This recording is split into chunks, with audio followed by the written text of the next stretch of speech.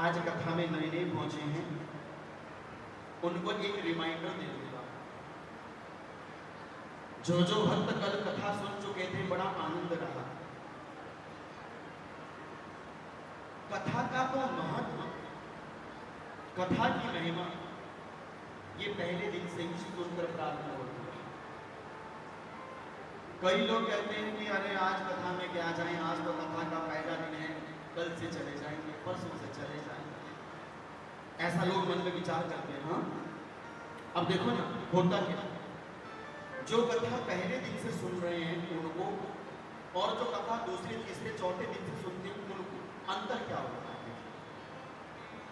जब एक छोटा सा बच्चा आप स्कूल में डालते हो, हाँ, जब किसी बच्चे का एडमिशन करते हो, मैडम के पास जाते हो, और पहली बार जब बच्चा एडमिशन लेने के लिए स्कूल में जाता है, तो सच्चे सच्चे बताओ, आप उसको नर्सरी में रखते हो कि सीधा 5वीं क्लास में डाल देते हो? बच्चा कितना भी पढ़ाकू क्यों ना हो, हाँ, बच्चा कितना भी इंटेलिजेंट क्यों ना हो, माँ बाप ने घर में ही भले ही बच्चों को कितना भी ज्यादा क्यों ना पोएम्स पढ़ा दियो, रटा दियो, कितना कुछ भी क्यों ना सिखा दिया हो, जब आप पहली बार अपने बच्चे का एडमिशन कराने के लिए स्कूल में जाते हैं, तो बोलिए ना कि आप नर्सरी में डालते हैं कि बच्चों को 5वीं क्लास में डालते हैं? बोला, छोटी सी क्लास में डालते हैं। छोटी सी क्लास में पढ़ते पढ़ते पढ़ते पढ़ते बच्चा 5वीं, 6वीं, 7वीं, 8वीं, 10वीं पास करके 11वीं, 12वीं के बाद डॉक्टर इंजीनियर का कोर्स करता है। ऐसा तो नहीं कि बच्चा भले घर में कितना भी पढ़ा लिखा क्यों ना हो, आपने पहली बार अगर बच्चे को स्कूल में एडमिशन डाला तो सीधा 5वीं में डाल दे। नहीं, स्कूल का रूल होता है कि बच्चे को पहले नर्सरी में डालना पड़ेगा। नर्सरी से बच्चे का बेस तैयार होता है, जब बेस मजबूत होता है तो धीरे धीरे पढ़ता है, आगे बढ़ता रहता है और एक दिन ऊंचे शिखर पर पहुंच जाता है। ऐसे ही जब भी कोई कथा प्रारंभ होती है मेरी माँ, तो कथा का पहला दिन ये भगवान के स्कूल में एडमिशन लेने का दिन होता है, और जो पहले दिन महादेव के इस कथा में एडमिशन लेता है उसके 9 दिन पक्के हो जाते हैं साहब, वो 9 दिन में मंत्र को प्राप्त कर लेता है। नियंत्रण मन पर हो और वाणी में संयम हो, और भगवान की कथा में पहले ही दिन से एंट्री हो जाए, मानो उस भगवान, उस भक्त ने भगवान की कथा में पहले से अपनी एंट्री दर्ज करा दी। महादेव आपकी कथा में हम पहले दिन से ही पहुंच गए हैं, अब हमारा उद्धार करना, हमारा कल्याण करना। तो इसलिए जो भक्त कल नहीं पहुंच पाए थे, आज मैं उनको कथा का रसपान कराता हूं कि हमने कल सुना क्या था, सार रूप में सुना देता हूं। सार रूप में कल आप सभी भक्तों ने कथा सुनी थी किसकी? देवराज ब्राह्मण की। हाँ जी, भूले तो नहीं होना, देवराज ब्राह्मण की कथा सुनी थी। आपने कथा सुनी थी बिंदुक की चंचुला। देखिए ना, बिंदुक की ब्राह्मण, देवराज ब्राह्मण, किंतु मरने के बाद अधोगति को प्राप्त हो गया, मतलब प्रेत बन गया था बिंदुक। पाप किए थे, जीते जागते, लूटा खसूटा था, गलत काम किए, गलत व्यवहार किया, मरने के बाद गति नहीं मिली, नरक में भी जगह नहीं मिलती उस इंसान को जो जीते जी किसी का बुरा करके मरता है। नरक में भी जगह नहीं मिलती उस इंसान को जो किसी का दिल दुखाकर मरता है। जीते जी नरक छोड़िए, उसको प्रेत योनि में भटकना पड़ता है, और बिंदुक भी प्रेत योनि में भटक रहा था। किंतु देखिए, शिव महाप्राण की कथा को जब उसने निष्ठा से सुना, प्रेम से सुना, भाव से सुना, श्रद्धा से सुना, देखिए वही बिंदुक नामक का ब्राह्मण अंत में भगवान महादेव का गण हो गया। और वो गण कोई छोटा मोटा गण नहीं था, वो गण कौन थे जानते हो? जब आप महादेव के मंदिर में पहली बार जाते हो तो आपको द्वार पर किसके दर्शन होते? जरा जोर से बोलो। हाँ, किसके दर्शन होते द्वार पर? बोलो मेरे भाइयों, लाला जी कुछ तो बोलो।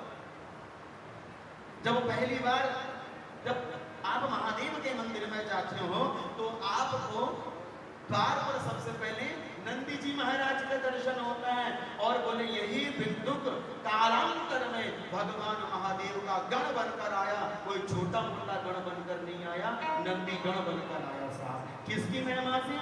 शिव महापुराण की महिमा से। हम भक्त तो भगवान से यही आशा करते हैं, हे महादेव आप हमें गण भले ही ना बनाइए, लेकिन अपने चरणों का कण तो बना लो, लेकिन महिमा नहीं, भगवान की कथा को सुनने वाले को भगवान अपने चरणों का कण नहीं, बोले अपने द्वार का गण बना देते हैं, अपना भक्त बना देते हैं। और यही उद्धार हो गया बिंदुक का।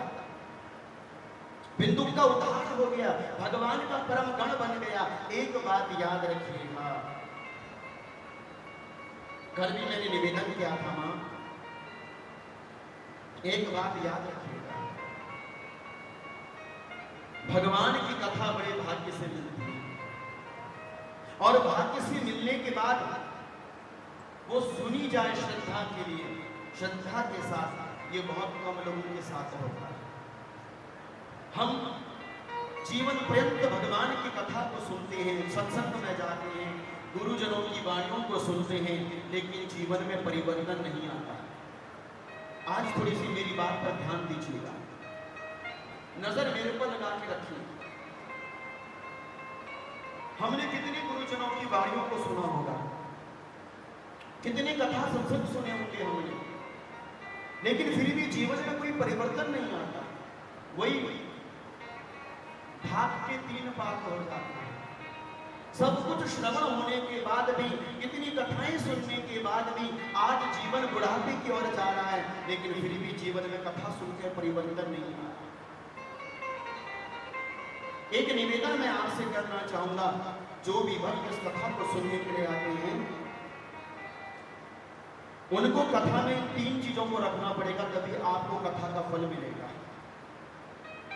मेरी बात पर विश्वास कीजिएगा, ये 3 चीजें जब तक आप कथा में लेकर नहीं आओगे, बात नहीं बनेगी।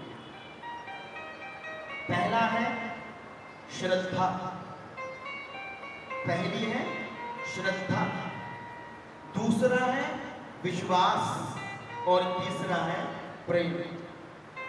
कथा में ये 3 चीजें जब लेकर आओगे साथ में, तब आपको कथा का यथार्थ रूप से फल प्राप्त होगा। पहला क्या है? श्रद्धा। जिस कथा को आप सुनने के लिए जा रहे हो, उस कथा के प्रति आपकी श्रद्धा होनी चाहिए, और जिस व्यास के मुख से आप कथा को सुन रहे हो, उन व्यास जी के प्रति भी श्रद्धा होनी चाहिए। आज का समावेश कुछ बदल गया है मेरे भाई, समय में परिवर्तन आ गया है। आज लोग कथाओं में कब जाते हैं? बोले जब कोई फेमस व्यास आ जाए। आज हमने कथा को छोटा कर दिया, लेकिन व्यास लोगों को ऊंचा कर दिया। जिस व्यास की प्रसिद्धि है, जिस व्यास को हम जानते हैं, बोले किसकी कथा सुनने के लिए जाएंगे, औरों को नहीं जानते हैं, ना जाने क्या कथा सुनाएंगे, हम कथा सुनने के लिए नहीं जाते। एक बात मैं अपनी ओर से आपको बता दूं कि कभी भी कथा करने वाला व्यास बड़ा नहीं होता। याद रखिएगा, मैं बड़ा हूं, ये मेरा अभिमान बोलता है। कथा करने वाला व्यास कभी बड़ा नहीं होता, बल्कि जो व्यास कथा कर रहा है वो कथा बड़ी होती है। व्यास कभी बड़ा नहीं होता, कथा बड़ी होती है। हम बड़े नहीं हैं, भगवान की कथा बड़ी है। हम कौन होते भैया बड़े? हाँ? हमसे कथा नहीं चलती। क्या हम कथा से चलते हैं? हाँ बोलो, क्या कथा हमसे चलती है? नहीं, हमसे कथा नहीं चलती, हम कथा से चलते हैं। हमसे कथा नहीं बनी है, हम कथा से बनी है। जब भी कथा सुनने के लिए आओ, पहला काम श्रद्धा होनी चाहिए तुम्हारे मन में। मैं जिनकी कथा सुनने के लिए जा रही हूं, मेरी श्रद्धा उनके प्रति अटूट है।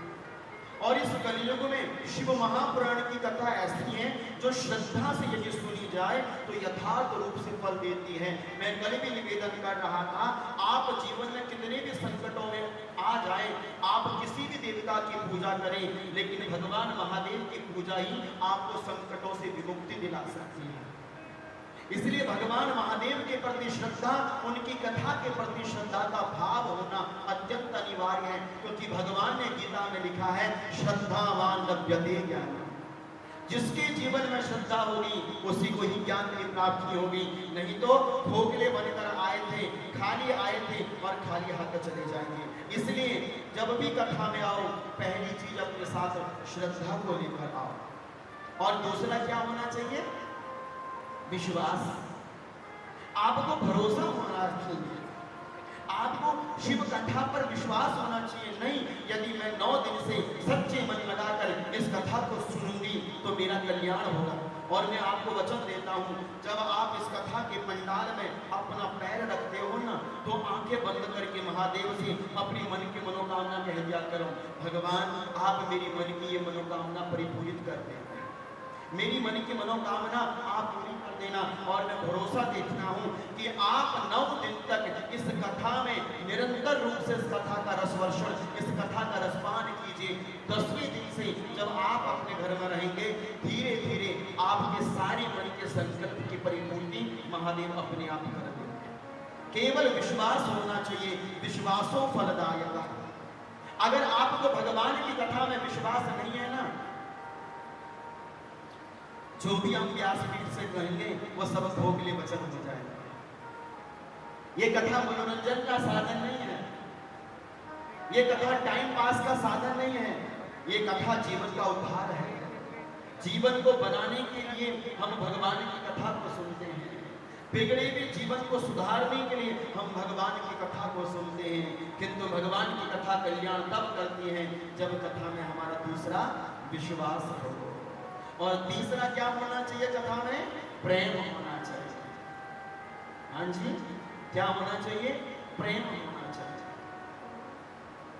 यदि कथा में और कथा से आपको प्रेम है तो उसकी लक्षण क्या है? आप लोगों को कथा से प्रेम है? हाँ जी कि ना जी? हाँ बताओ, सारे इलाके बताओ, हाँ कि ना? नहीं, कथा से प्रेम नहीं, बुरा मत मानो। जो कहता है हमें कथा से प्रेम है, वो आधा अधूरा सत्य बोलता है। क्यों?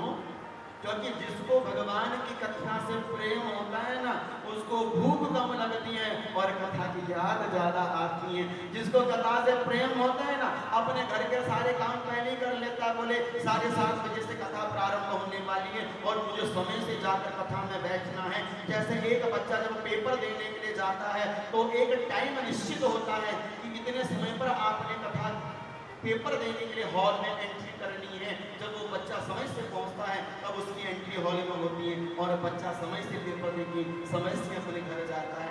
जिसको कथा से प्रेम होता है उसका पहला लक्षण क्या है? वो कथा में समय से आता है, समय से बैठता है और प्रेम श्रद्धा के साथ भगवान की कथा का रसपान करता है। ये कथा से प्रेम होने का पहला लक्षण है। और ये लक्षण यहाँ पर केवल 3-4 माताओं में दिखता है जो हमसे पहले कथा में आकर बैठ जाते हैं। राधे राधे बोलिए जरा जोर से। हाँ, 4 माताएं देखता हूँ, ये पहले से आकर बैठ जाती हैं और वही माताएं जो पहले से आकर बैठती हैं सच मानो प्रेमी होती है। कथा से तीसरा कार्य, कथा से प्रेम होना चाहिए। अगर तुम्हें कथा से प्रेम नहीं होगा ना, आपको ये कथा भार लगेगी, भार। आप कथा में आओगे ना, आपको कथा से प्रेम नहीं होगा ना, आपके सर में दर्द हो जाएगा, आपके पैरों में दर्द होगा, आपके कमर में दर्द होगा, आपके हाथ पैर छटपटाएंगे। किसी को बीड़ी सिगरेट पीने की आदत है, कहेंगे चलो बाहर जाके जरा एक बीड़ी पी लेते हो। मतलब कथा से जिसको प्रेम नहीं है, कथा उसको भार लगती है। हाँ जी कि ना जी बोलिए। हाँ, कथा से प्रेम होना चाहिए। और यदि कथा से प्रेम नहीं है वो कथा भार लगेगी, और यदि कथा से प्रेम है वो कथा आपको भार नहीं लगेगी, वो कथा आपके जीवन को सजा देती है। अच्छा, एक कहानी मुझे याद आती है स्वामी विवेकानंद जी। एक दिन स्वामी विवेकानंद जी एक पहाड़ में चढ़ रहे थे, पर्वत में चढ़ रहे थे, गांव का क्षेत्र था, पहाड़ में चढ़ रहे थे। जब स्वामी विवेकानंद जी पहाड़ में चढ़ रहे थे, पर्वत में चढ़ रहे थे, उतने में उनकी नजर एक छोटी सी लड़की पर पड़ी जो 9 साल की थी। ध्यान दीजिएगा, प्रेम देखिए। स्वामी जी ने उस 9 साल की बच्ची को देखा। अब वो बच्ची क्या कर रही थी जानती है पहाड़ में? वो बच्ची अपने छोटे भाई को जो 5 साल का था उसको अपने कंधे में बैठाकर पहाड़ में चढ़ रही थी। इतने में स्वामी विवेकानंद पहुंचे। अरे बोले बेटा बेटा तू पहाड़ में चढ़ रही है और तेरा भाई बड़ा भारी तुझे लग रहा होगा, बोझ लग रहा होगा, तो एक काम कर, ये अपना छोटा भाई मुझे दे दे, मैं पहाड़ में लेकर चलता हूं। बोझ लग रहा होगा ना तेरे को, भारी है, बोझ लग रहा होगा। तो उस लड़की ने तुरंत बोला, छोटी सी गुड़िया ने बोले, नहीं नहीं स्वामी जी, मेरा भाई मेरे लिए बोझ नहीं है, मेरा भाई मेरे लिए बोझ नहीं है। बोझ तो वो होता है जिसके साथ प्रेम ना हो।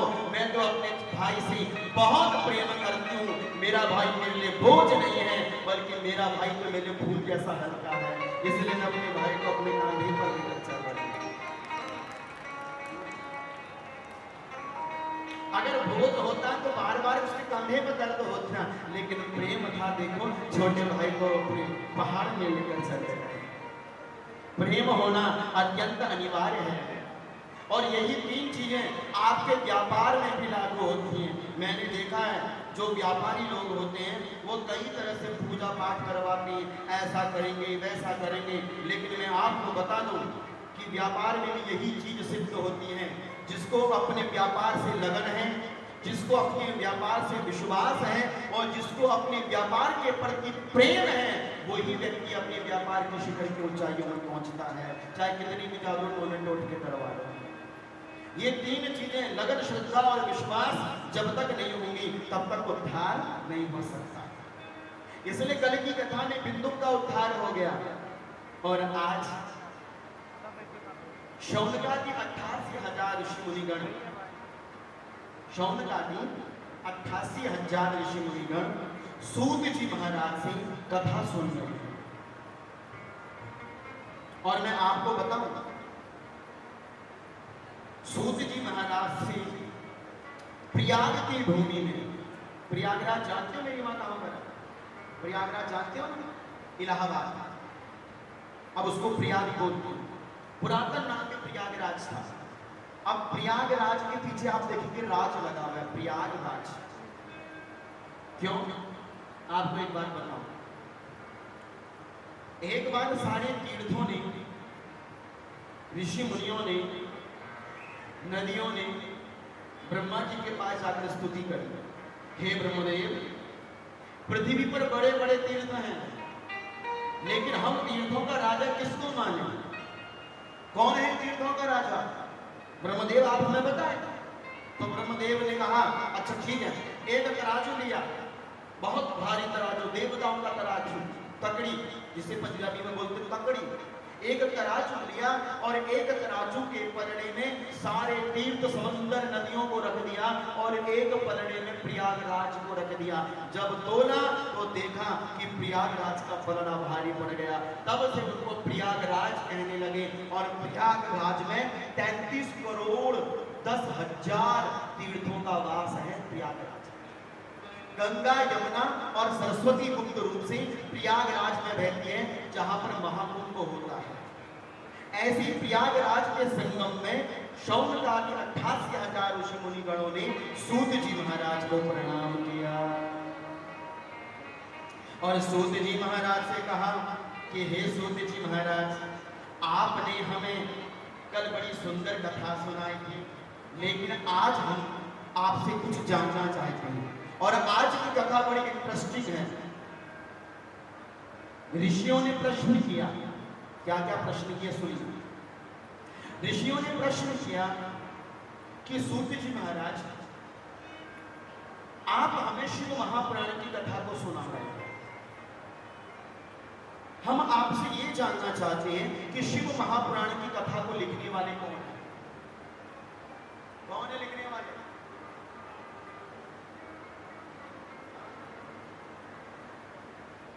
माताएं सब जानती हैं, यहां कुछ नहीं जानते। लिखने वाले कौन है? बोलिए। वेद व्यास जी।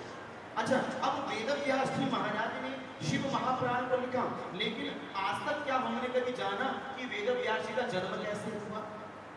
क्या आपने जाना कि वेद व्यास जी ने किसकी प्रेरणा से ग्रंथों को लिखा? वेद व्यास जी के पिता का नाम क्या है? वेद व्यास जी की माता का नाम क्या है? वेद व्यास जी का जन्म पृथ्वी पर कैसे हुआ? वेद व्यास जी को वेद व्यास क्यों कहने लगे? ये आज प्रश्न खड़ा हो गया ऋषियों के मन में। बोले सूत जी महाराज, आप उन्हें बार बार वेद व्यास जी की महिमा सुनाते हैं और आप बार बार कहते हैं कि सूत जी कहते हैं मेरे गुरुदेव का नाम वेद व्यास है। एक बार आप अपने गुरुजी के बारे में बताइए तो सही कि आपके गुरुजी ने कैसे जन्म लिया, कैसे महापुराण को लिखा, हम जानना चाहते हैं। तब कहते हैं हाँ बिल्कुल बात सत्य है, हम लोग हिंदू समाज के लोग हैं, हम लोग सनातनी हैं और सनातनी व्यक्ति को अपने धर्मों के बारे में पता होना चाहिए।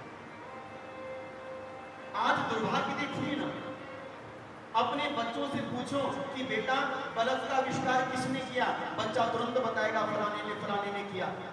ग्रेविटेशनल फोर्स का आविष्कार किसने किया, बच्चा तुरंत बताएगा। ये नोवेल किसने लिखा, बच्चा तुरंत बताएगा। लेकिन दुर्भाग्य देखिए, बच्चे से पूछिए आपके पुराण किसने लिखे, आपके वेद कैसे प्रकट हुए, कोई नहीं बता पाएगा। क्यों? क्योंकि माता पिता खुद नहीं जानते। क्या सिखाएंगे हम अपने बच्चों को? केवल आरती धूप दिया बत्ती करने से तुम अपने बच्चों को मजबूत नहीं बनाते, खोखला बनाते हो। ये पूजा पाठ तो वो लोग भी करते हैं जो लोग नहीं जानते। और मैंने तो अपने जीवन काल में यहाँ तक देखा हुआ है, जिन लोगों के ऊपर कभी जो भगवान के मंदिर नहीं गए, जिन्होंने कभी भगवान का नाम नहीं लिया, जब वो विपत्तियों में पड़ते हैं, व्यापार उनका डूब जाता है, तो अपने स्वार्थ की सिद्धि के लिए कभी वो शनि के मंदिर में जाते हैं, कभी वो काली के मंदिर में जाते हैं, कभी वो कहीं के जाते हैं, कभी वो कहीं जाते हैं। किनको? जिनके जीवन में विपत्तियां पड़ती हैं, वो भी भगवान की पूजा करते हैं। तुम बच्चों को पूजा पाठ सिखाओ, बहुत अच्छी बात, लेकिन अपने बच्चों को अपनी सनातन की संस्कृति भी सिखानी होगी। अपने बच्चों से पूछिए, आज मेरे कहने पर जाकर पूछना कि बेटा बताओ हमारे ग्रंथों को लिखने वाले कौन हैं, हमारे 18 पुराणों को लिखने वाले कौन हैं। आपके बच्चों को नहीं पता होगा। क्यों? क्योंकि दुर्भाग्य हम लोगों का है, हमने अपने बच्चों को अंग्रेजी पढ़ना सिखाया, लेकिन हमने अपने बच्चों को अपने सनातन की संस्कृति नहीं सिखाई। हमारा सनातन संस्कार क्या कहता है? आप अपनी माथे में तिलक लगाए बैठे हो, क्यों लगाते हैं माथे पर तिलक? बताओ। मेरी माताएं मांग में सिंदूर भरती है, क्यों भरती है सिंदूर मांग? मेरी माताएं अपने माथे पर बिंदी लगाती है, क्यों माथे पर बिंदी लगाती है? बोलो। हम लोग अपने सिर पर चोटी रखते हैं, क्यों रखते हैं सर पर चोटी? कुछ नहीं पता, केवल देखा देखी देखा देखी देखा देखी। ये तो कोई सच्चा सनातनी नहीं हो सकता। यदि आपको अपने ग्रंथों के बारे में नहीं पता, अपने संतों के बारे में नहीं पता, तो भैया जिंदगी हमारी पानी पानी है। हाँ, जिंदगी हमारी पानी पानी है। पढ़ तो बहुत लिया, लेकिन पढ़े लिखे अनपढ़ कहते हैं उसे, यदि तुमको अपने सनातन संस्कृति के बारे में नहीं पता। अगर मैं आपसे पूछूं इस पृथ्वी पर शिवलिंग कैसे आया, शायद 2-3 लोग जानते होंगे, बाकी कोई नहीं। इस पृथ्वी पर शिवलिंग जब प्रकट हुआ, सबसे पहले शिवलिंग की पूजा किसने करी?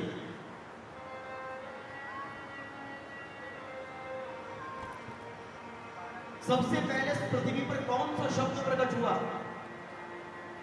क्या घर के अंदर शिवलिंग रखना चाहिए कि नहीं?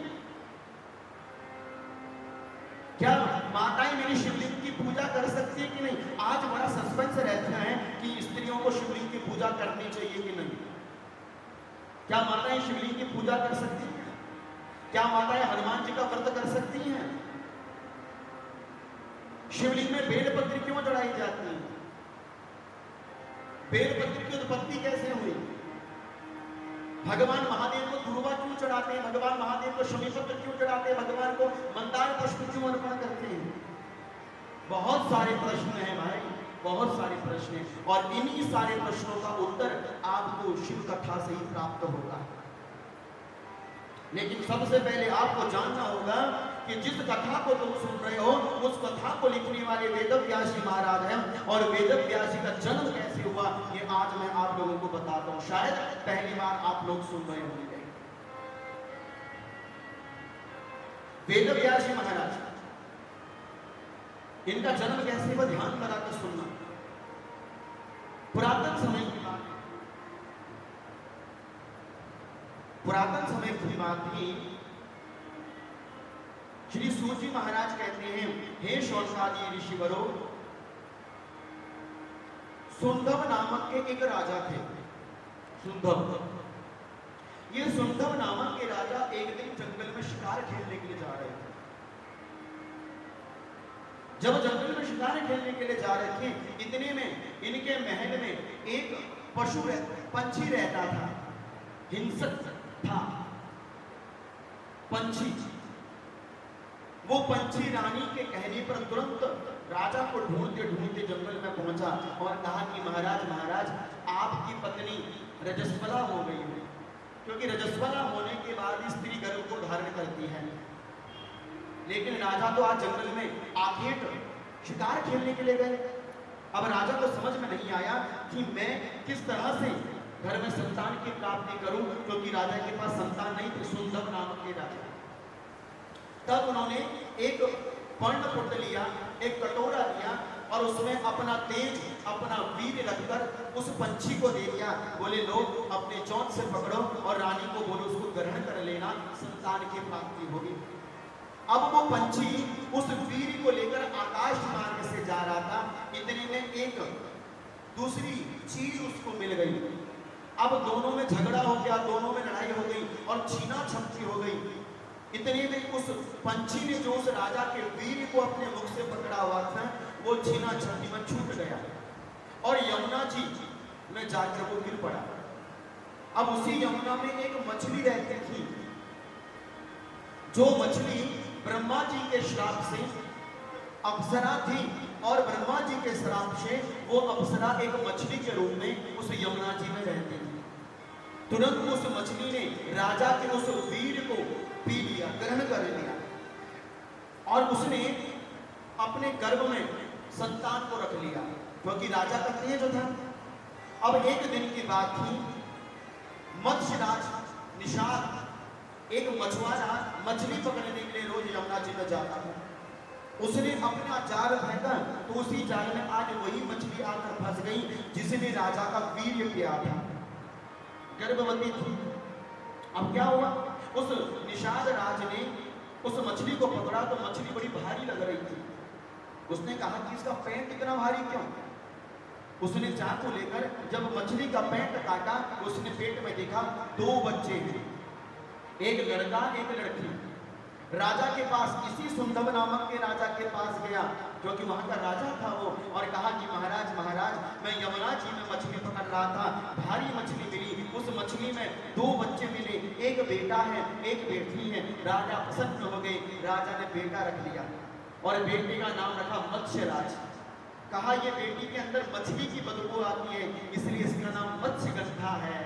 मत्स्य माने मछली, गंधा माने बदबू। जिसके शरीर के मछली जैसे बदबू आती थी उसका नाम मत्स्यगंधा रख दिया। बोले इस लड़की को तुम लेकर जाओ। अब निषाद राज उस मत्स्यगंधा को अपने महलों में, अपने घर में ले गया, लालन पालन पोषण किया। लड़की बड़ी हो गई, अपने पिता के साथ नाव चलाती, मछलियां पकड़ती। एक दिन की बात थी, उस समय के बड़े प्रतापी एक ऋषि थे जिनका नाम था महर्षि पराशर। महर्षि पराशर उस समय के बड़े प्रतापी राजा ऋषि थे। महर्षि पराशर जब यमुना जी को पार करने के लिए इस मत्स्यगंधा की नाव के पास पहुंचे तो उसको देखकर उनका मन पिघल गया। बोले मत्स्यगंधे, मैं तुम संग विवाह करना चाहता हूं। 60,000 साल की तपस्या करके आए थे पराशर ऋषि। जब मत्स्यगंधा को ये बात बोली तो मत्स्यगंधा ने कहा कि हे ऋषि, आप तो ब्राह्मण हैं, आप तो ऋषि हैं, कहाँ मैं निषाद राज की बेटी, मेरे शरीर से मछली की बदबू आती है, आपके संग मेरा संसर्ग गलत है, आप चले जाइए।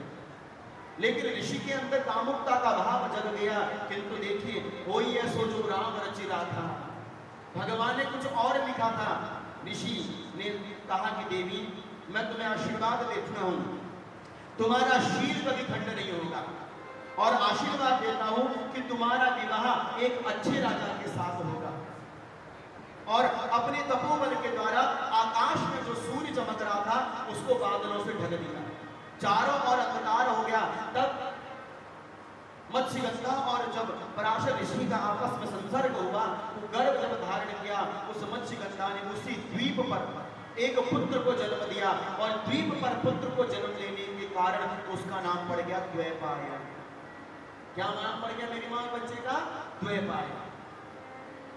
अब धीरे धीरे वो बच्चा बड़ा होने लगा। कहा माँ मेरे अंदर वैराग्य की उत्पत्ति है, इसलिए मैं आपको छोड़कर जा रहा हूँ, लेकिन मैं आपको वचन देता हूँ जब जब आप मुझे याद करेंगी आपका बेटा आपके पास जरूर आएगा। और वही मत्स्यगंधा पराशर ऋषि के वरदान से सत्यवती बनी और उसी सत्यवती का विवाह कल मैंने कथा सुनाई थी शांतनु के साथ हुआ। अब जब द्वैपायन ऋषि धीरे धीरे बड़े होने लगे, ब्रह्मदेव की तपस्या की, ब्रह्मदेव प्रकट हुए और कहा कि द्वैपायन तुम महादेव की उपासना करो। और ऋषि ने महादेव की उपासना करी और द्वैपायन ऋषि ने जब महादेव की उपासना करी, महादेव प्रकट हुए और महादेव ने 100 करोड़ श्लोकों वाला एक ग्रंथ दे दिया। ध्यान से सुनना, ये कथा कोई नहीं सुनाएगा आपको ऐसे। 100 करोड़ जिसमें श्लोक थे, एक ऐसा महाग्रंथ दे दिया।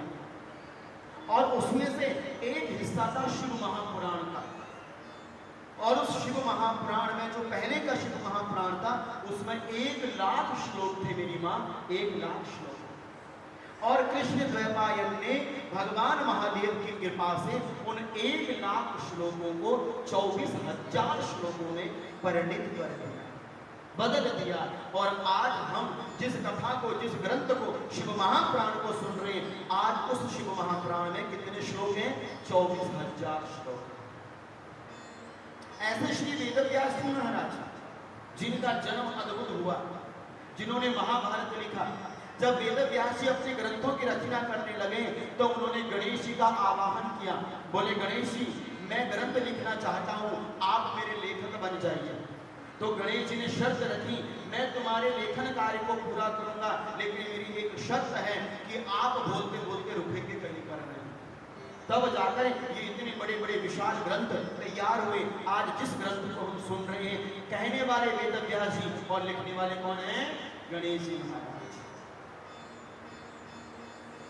ऐसे श्री वेदव्यास जी महाराज और सूत जी महाराज कहते हैं कि हे शौनकादि 88,000 ऋषि मुनिगणों, तुमने कहा ना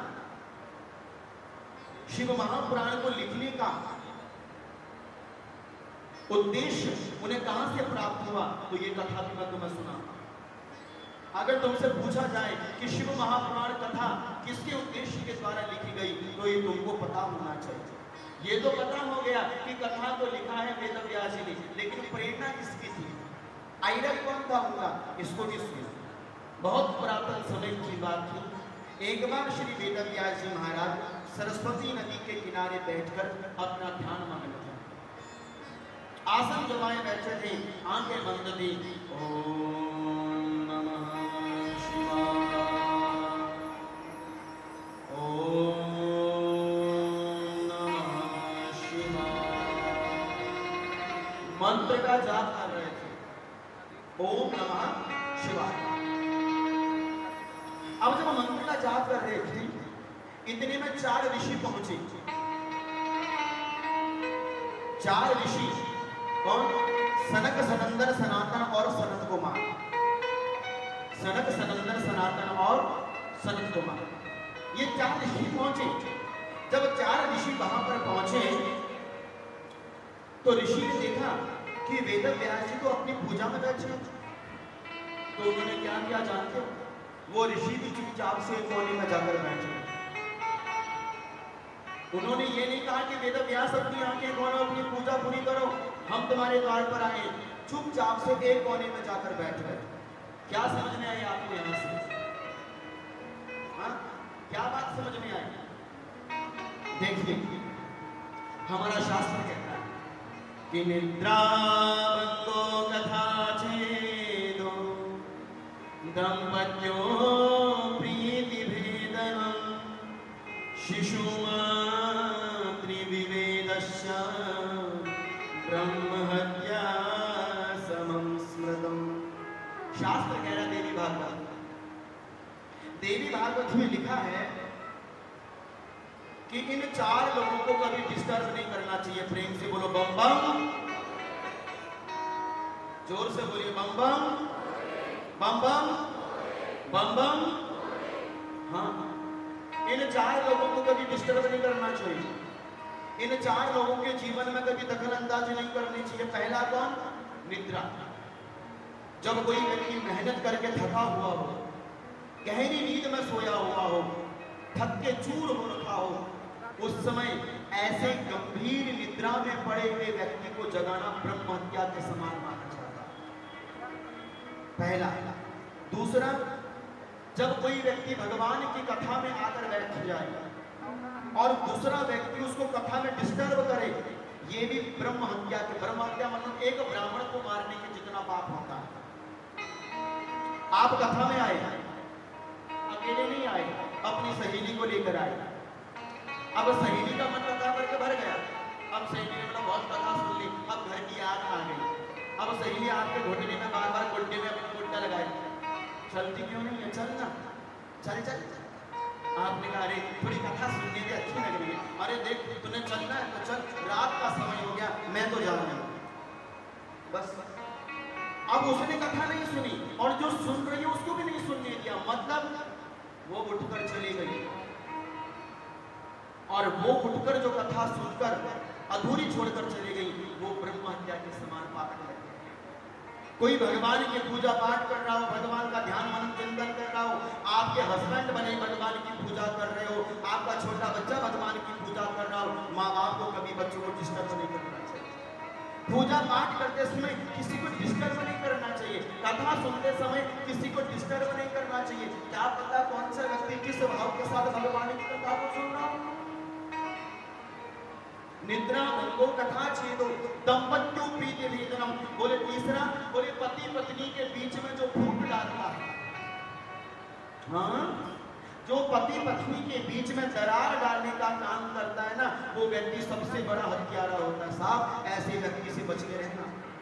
जो व्यक्ति तुम्हारी चुगली, जो व्यक्ति तुम्हारे सामने किसी दूसरे की चुगली कर रहा है, तुम्हारे जाने के बाद वो तुम्हारी भी चुगली कर सकता है। हाँ जी की ना जी बोलो, मेरी मां। और चुगली के मामले में सबसे ज्यादा बदनाम मेरी माताओं ने कर रखा। बोलो माताएं जब बिल्ली होती हैं तो तुझियां भी चुगलियां करती रहती हैं, माताओं को बदनाम कर रखा है। अब सच मानिए, मेरी माता चुगली नहीं करती, वो अपनी दिल की बात बोल देती है, उनसे बचना नहीं है। भाई लोग तो अपनी बात को पेट में रखते हैं, क्योंकि भगवान का वरदान ही कुछ ऐसा है। आपको पता है मेरी माताओं के पेट में बात क्यों नहीं पहुंचती? युधिष्ठिर जी की माता का नाम क्या था? कुंती। जब महाभारत का युद्ध हुआ, महाभारत के युद्ध में कर्ण मारे गए तो मां रो रही थी कुंती। अब जब कुंती मां रो रही थी तो युधिष्ठिर पास में पहुंचे, बोले मां क्या बात हो गई, क्यों रुदन कर रहे हो? बोले बेटा तुमने अपने भाई को मार डाला। बोले हमारे तो 5 भाई सुरक्षित हैं। बोले नहीं बेटा नहीं, तुम्हारा एक भाई और था, उसका नाम है कर्ण।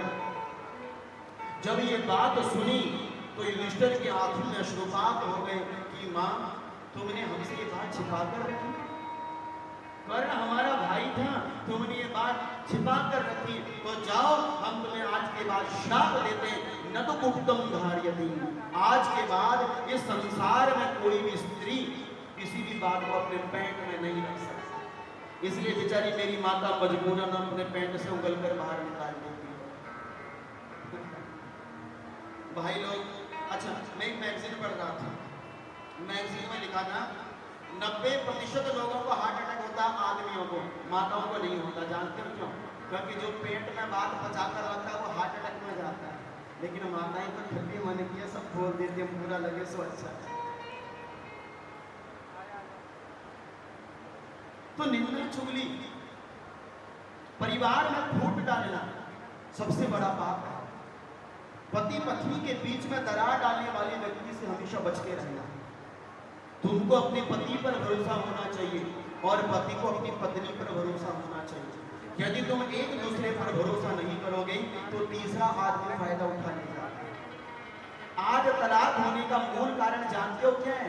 तलाक होने का मूल कारण ये है कि पत्नी पति की बात को नहीं समझती, पति पत्नी की बात को नहीं समझता, दोनों किसी तीसरे की बात को समझते हैं और तीसरा व्यक्ति हाथ मार ले जाते हैं और अंत में दोनों कोर्ट कचहरी के चक्कर काटते हैं, तलाक के पेपर लेकर भोग। जो पति पत्नी के बीच में दरार डालता हो, विच्छेद करता हो, भैया वो व्यक्ति पाप का अधिकारी है। और चौथा बोले, जब कोई माँ अपने बच्चे को दूध पिलाए और जबरदस्ती यदि उसको दूध पिलाते हुए बच्चे को माँ को उठाया जाए तो वो भी ब्रह्म हत्या के समान पाप देने वाला होता है। इसलिए आज देखा मुनिवर्णों ने कि अभी वेद व्यास जी पूजा कर रहे हैं, ध्यान कर रहे हैं, हमको डिस्टर्ब नहीं करना चाहिए। जब ये उठेंगे हम उनसे बातचीत करेंगे। जब वेद व्यास जी ने अपनी तपस्या पूरी करी, आंखें खोली तो 4 ऋषि खड़े थे सामने। आइए महाराज, आइए आइए आइए, आपका स्वागत है, आपका स्वागत है। उठे, उनके चरणों को धोया, सुंदर से आसन पर बैठाया और पीने के लिए सबसे पहले जल का पान करवाया। शिष्टाचार देखिए महाराज। हाँ, जब घर में जमाई, ब्राह्मण और बुजुर्ग व्यक्ति आ जाए, ध्यान दीजिए मेरे बात। जब घर में ब्राह्मण, जमाई और कोई बुजुर्ग व्यक्ति आए, अपनी जगह से खड़े होकर उनका सम्मान करना चाहिए। तुम भले कितने भी बड़े क्यों ना हो, कितने भी बड़े पद पर क्यों ना बैठे हो, लेकिन जब तुम्हारे द्वार पर तुम्हारा जमाई आए, तुम्हारे जमाई आए, तुम्हारे संता संगणी आए, अथवा तुम्हारे घर के ब्राह्मण देवता आए, अथवा तुम्हारे द्वार पर कोई संत महात्मा आए, बुजुर्ग व्यक्ति आए, अपनी जगह में खड़े होकर उसका सम्मान करना चाहिए। व्यक्ति की पहचान उसके शिष्टाचार से होती है। तुम्हारे घर में पैसा कितना कोई नहीं देखता, तुम अपने स्वभाव से किसी का कितना सम्मान करती हो, ये सबसे बड़ी बात होती है। इसलिए जब कोई द्वार पर ब्राह्मण, संत महात्मा, बुजुर्ग आए, अपने स्थान पर खड़े होकर उनका स्वागत करना चाहिए। आइए पंडित जी अंदर आइए, आइए जमाई जी अंदर आइए, आइए समधी जी अंदर आइए। समधी को क्या बोलते हैं पंजाबी में? गुड़म गुड़म गुड़मा गुड़म बोलते हैं ना। आइए गुड़म जी, आइए आइए अंदर बैठिए, विराजिए, सम्मान दीजिए। व्यक्ति सम्मान का भूखा होता है, धन दौलत का भूखा नहीं होता। कौन हम किसी को क्या देते, कौन किसी से क्या लेता है? सम्मान ही तो है जो व्यक्ति को जीवन भर याद आता है। अब उसके घर में गए थे, सम्मान किया, और जब कोई व्यक्ति तुम्हारे घर में आए, पहले खड़े हो तो उसका सम्मान करो, और बैठते सबसे पहले एक काम करो, उसको पानी पिलाओ। हाँ जी, जलपान कराओ। क्यों? क्योंकि शास्त्र कहते हैं कि अतिथिर्यस्य भगनाशो प्रतिग्रहात् निवर्तते। कहते हैं जिसके घर में मेहमान आ जाए, हाँ, जिसके घर में मेहमान आ जाए और मेहमान आने के बाद यदि वो बिना जल पिलाए हुए उसको विदा कर देता है, तो मेहमान आपके घर के सारे पुण्यों को अपने साथ लेकर चला जाता है, और बदले में अपने सारे पाप आपके घर में छोड़कर चला जाता है। बिना जलपान के किसी को भी अपने घर में पाजी मना जी पानी पीना साथ, लेकिन बिना जल के, बिना पानी के किसी को अपने घर से विदा नहीं करना चाहिए। शिष्टाचार। घर में मेहमान आ जाए तो मेहमान का सम्मान करना चाहिए। हमारे भारत की भूमि में एक शब्द कहा जाता है मेहमान के लिए। कौन सा शब्द कहा जाता है? बोलो, क्या बोला जाता है? अतिथि देवो भव। आइए अतिथि जी, आपका स्वागत है, आपका सम्मान है, आप आए हैं, बैठिए। ये सम्मान हमारे भारत की धरती में दिया जाता है। और भारत की धरती में यदि पंजाब की बात करें, अरे वाह वाह वाह वाह, पंजाब में तो अतिथि सत्कार कितना बड़ा होता है, ये कहने की आवश्यकता नहीं। सम्मान एक अतिथि का कितना अच्छा होता है। देखिए, जहाँ बड़े बड़े गुरुद्वारे हो, बड़े बड़े मंदिर हो, जहाँ गुरुद्वारों में भंडारा चलता हो, सत्कार जहाँ पर इतना महान हो, ये धरती कितनी पवित्र, कितनी पावन हो सकती है। अतिथि संस्कार का, सत्कार का यदि भाव कहीं देखना है, वो पंजाब की भूमि में आकर देखना चाहिए। मुझे बहुत अच्छा लगता है। लेकिन अब हमारी प्रवृत्तियां बदल गई हैं। अब हमारे घर में मेहमान नहीं आते, क्योंकि अब हमने मेहमानों का सम्मान करना क्यों नहीं दिया है। पहले के मेहमान आते थे, हम पूछते थे महाराज पानी पियो, जल पियो, ये पियो, वो पियो,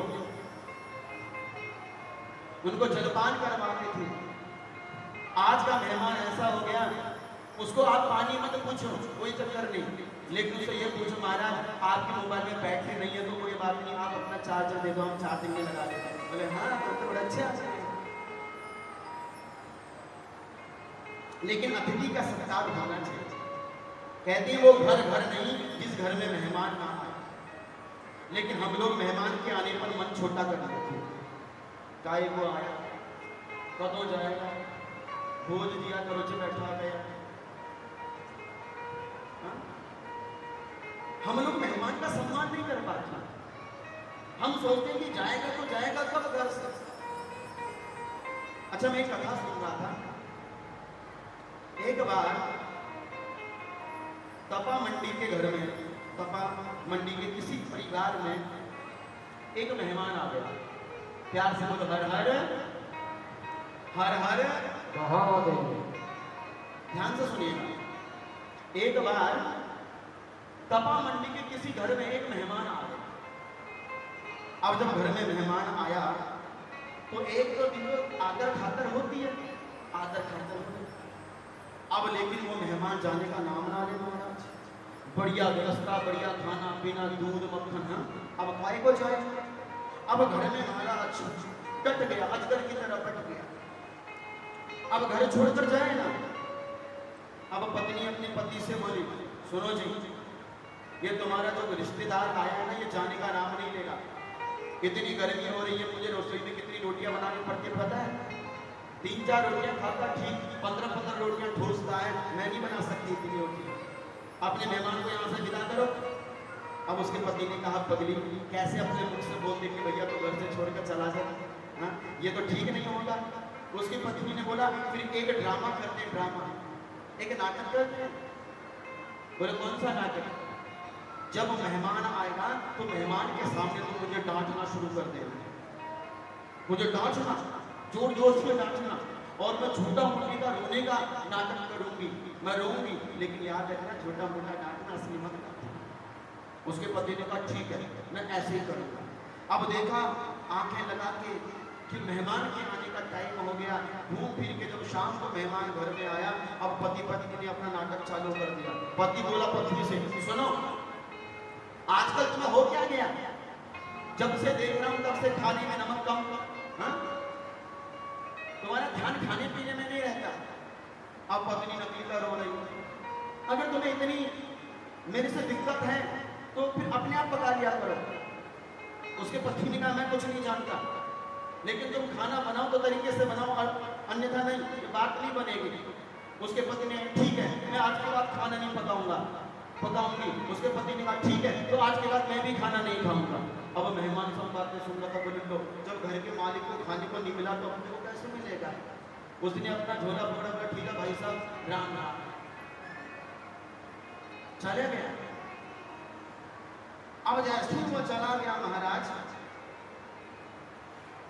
तो पत्नी ने दूर जाकर देखा, अरे अरे सुनते हो, राय को सोचते थे कि तुम अगर झूठा मूठा लड़ोगे तो हम झूठा मूठा चले जाएंगे, तुम झूठा मूठा लड़े तो हम भी झूठा मूठा घर छोड़कर चले गए। हम जानते थे कि तुम झूठा मूठा लड़ रहे हो, और मेहमान घर में वापस पहुंच गए। तुम चलाक तो मेहमान बहुत ज्यादा चला। इसलिए घर में मेहमान का सम्मान होना चाहिए। आज वेद व्यास मुनि अपने घर में आएगी, ऋषियों का सम्मान किया, ब्राह्मण का सम्मान किया। तब ऋषियों के सामने वेद व्यास जी ने प्रश्न किया कि वेद व्यास जी ने प्रश्न किया कि मुझे शिव महापुराण की कथा लिखनी है, आप मुझे मंत्र दीजिए, ज्ञान दीजिए। तब सनत कुमारों ने शिव महिमा का वर्णन किया। तब श्री वेद व्यास जी ने सनत कुमारों की प्रेरणा से गणेश जी को बुलाकर शिव महापुराण की ग्रंथ की रचना करी। हाँ, जब शिव महापुराण ग्रंथ की रचना करी तो भगवान महादेव को उन्होंने प्रणाम किया, और भगवान महादेव को प्रणाम करते हुए स्तुति करने लगे, हे महादेव, आपके ग्रंथ को लिखने के लिए जा रहा हूं, आप मेरे ऊपर कृपा करना। हे प्रभु, आप सर्वदाता हैं, मैं वेद व्यास आपके ग्रंथ को लिखने के लिए जा रहा हूं, मुझे अपना आशीर्वाद देना। आइए वेदा व्यास जी जैसे भगवान की स्तुति कर रहे हैं, हम भी भगवान की स्तुति कर लेते हैं। बोले श्री शंकर भगवान की। वेद व्यास जी मानो कहते हैं, सदा शिव सर्ववरदाता,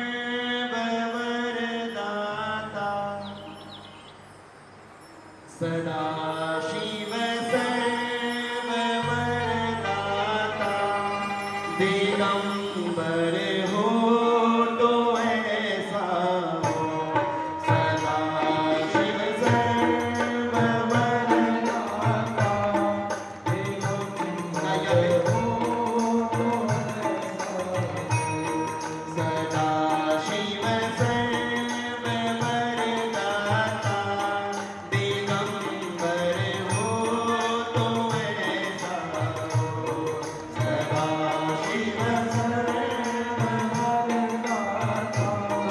दिगंबर हो तो ऐसा हो, दिगंबर हो तो ऐसा हो, दिगंबर हो तो ऐसा हो, दिगंबर हो तो ऐसा हो, दिगंबर हो तो ऐसा हो, दिगंबर हो तो ऐसा हो, हरे सब दुख भगतन के, हरे सब दुख भगतन के, दया कर हो तो ऐसा हो, हरे सब दुख भगतन के, दया कर हो तो ऐसा हो,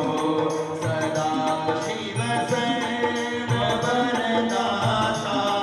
सदा शिव सर्ववरदाता, दिगंबर हो तो ऐसा हो। सुंदर गाना बजा बोले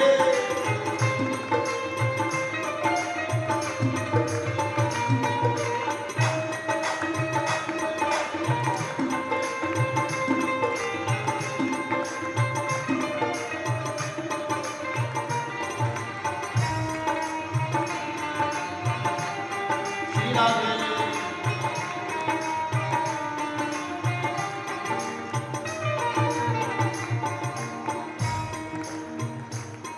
शिखर कैलाश के ऊपर कल्प करूं मोती छाया मैं, शिखर कैलाश के ऊपर कल्प करूं मोती छाया मैं, कल्प करूं मोती छाया मैं, रमे नित संग गिर जाके, रमे संग नित गिर जाके, रमण धर हो तो ऐसा हो, रमे नित संग गिर जाके, रमण धर हो तो ऐसा हो, सदा शिव सर्ववरदाता, दिगंबर हो तो ऐसा हो, सदा शिव सर्ववरदाता,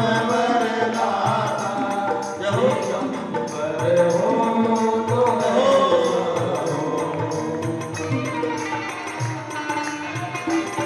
मेरे महादेव दयालु हैं।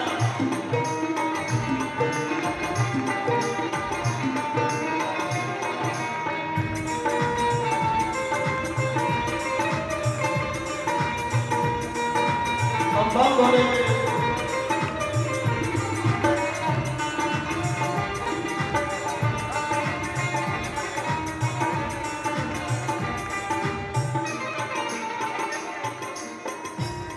शीश पर गंग की धारा, सुनाए बाल पर लोचन, शीश पर गंग की धारा, सुहाए बाल पर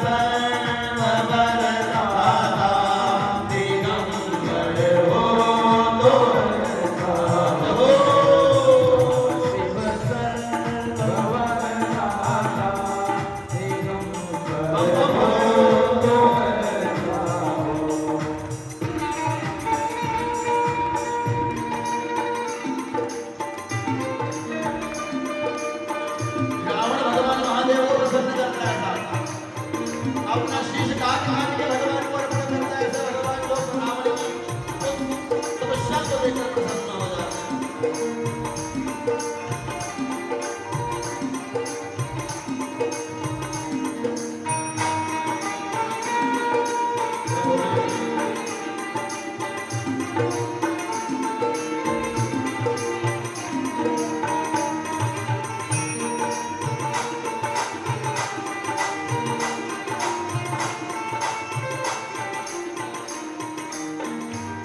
सिरों को काट कर अपने किया जब होम रावण ने, सिरों को काट कर अपने किया जब होम रावण ने, किया जब होम रावण ने, दिया सब राज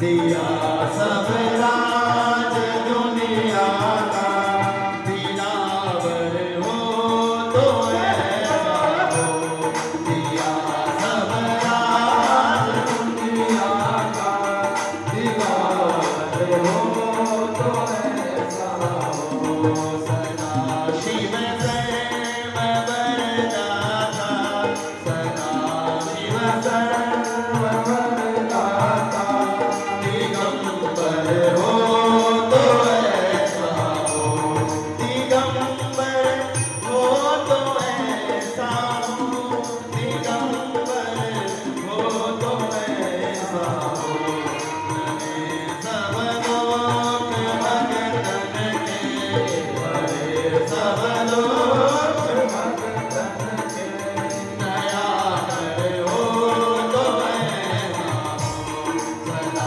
शिव सर्व वरदाता, सदा शिव सर्व वरदाता, दिगंबर हो तो ऐसा हो, सदा शिव सर्व वरदाता, दिगंबर हो तो ऐसा हो, सदा शिव सर्व वरदाता, दिगंबर हो तो ऐसा हो, सदा शिव सर्व वरदाता, दिगंबर हो तो ऐसा हो, दिगंबर हो तो ऐसा हो, दिगंबर हो तो ऐसा।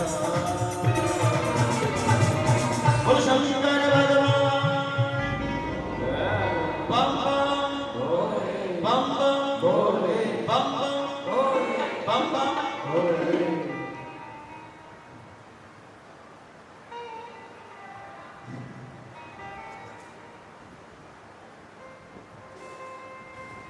तो वेद व्यास जी ने, देखिए आप ध्यान से सुनिएगा, शिवलिंग कैसे प्रकट हुआ। अच्छा, कौन कौन जानता है कि शिवलिंग कैसे प्रकट हुआ? हाँ? कौन कौन जानता है? अच्छा, इतना तो हाथ खड़ा करके बताओ कि शिव कथा को पहली बार कौन सुना? एक बार हाथ खड़ा करके बताओ तो अच्छा लगेगा कि पहली बार शिव महापुराण की कथा को कौन व्यक्ति सुन रहा है? पहली बार, फर्स्ट टाइम। मतलब तपा मंडी में, हाँ तपा मंडी में पहली बार शिव महापुराण की कथा हो रही है। गलत तो नहीं कह रहा हूं? मतलब हाँ हाँ जी, वही है कथा पहली बार शिव महापुराण की? नहीं। अच्छा ठीक है। अच्छा एक बात बता, ऋषियों ने कहा कि महाराज आप हमें बताइए कि शिवलिंग पृथ्वी पर कैसे प्रकट हुआ। दूसरा, शिवलिंग यदि पृथ्वी पर प्रकट हुआ तो कैसे प्रकट हुआ।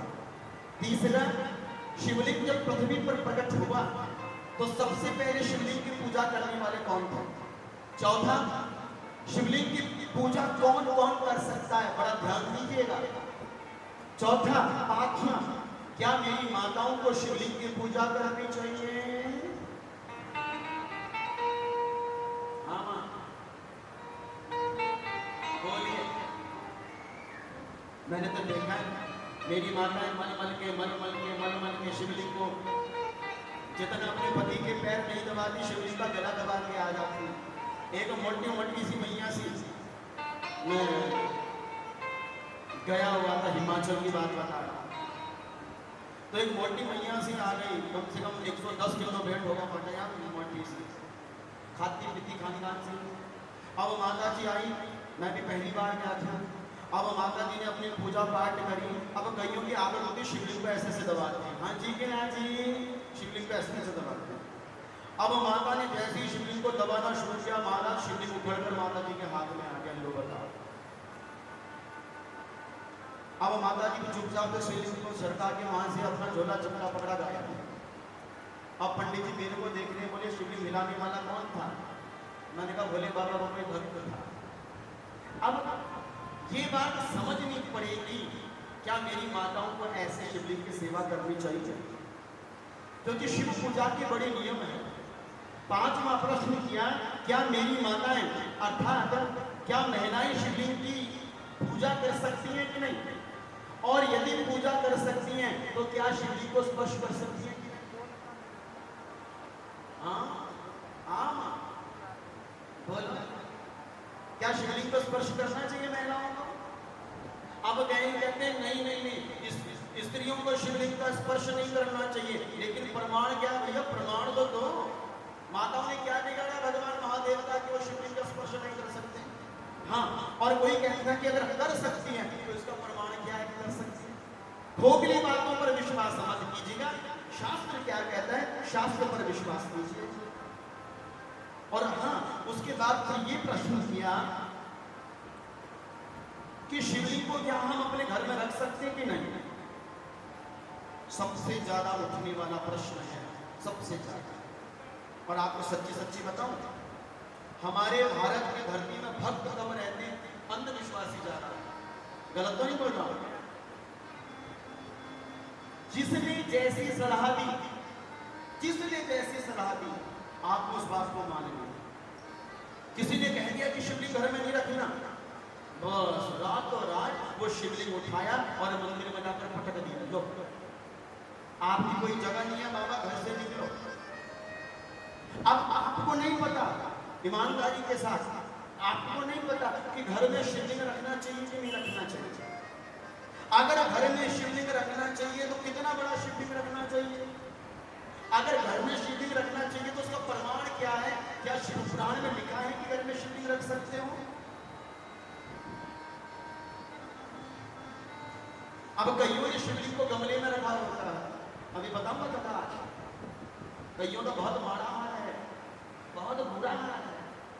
शिवलिंग के प्रति इतना भय लोगों के मन में बैठना पड़ा है जिसका निकालना अत्यंत अनिवार्य है। अच्छा, एक बात जरा हाथ खड़ा करके बताओ कि अपने घर में शिवलिंग किन किन लोगों ने रखा है? उनको पता होना चाहिए है कि खड़ा करो जरा, किस किसने रखा है? हाथ खड़ा करके बताओ, घर में शिवलिंग किस किसने रखा है? हाँ माता, हाँ बेटे, तुसी रखे हैं? करिए शिवलिंग। नजर कमजोर है,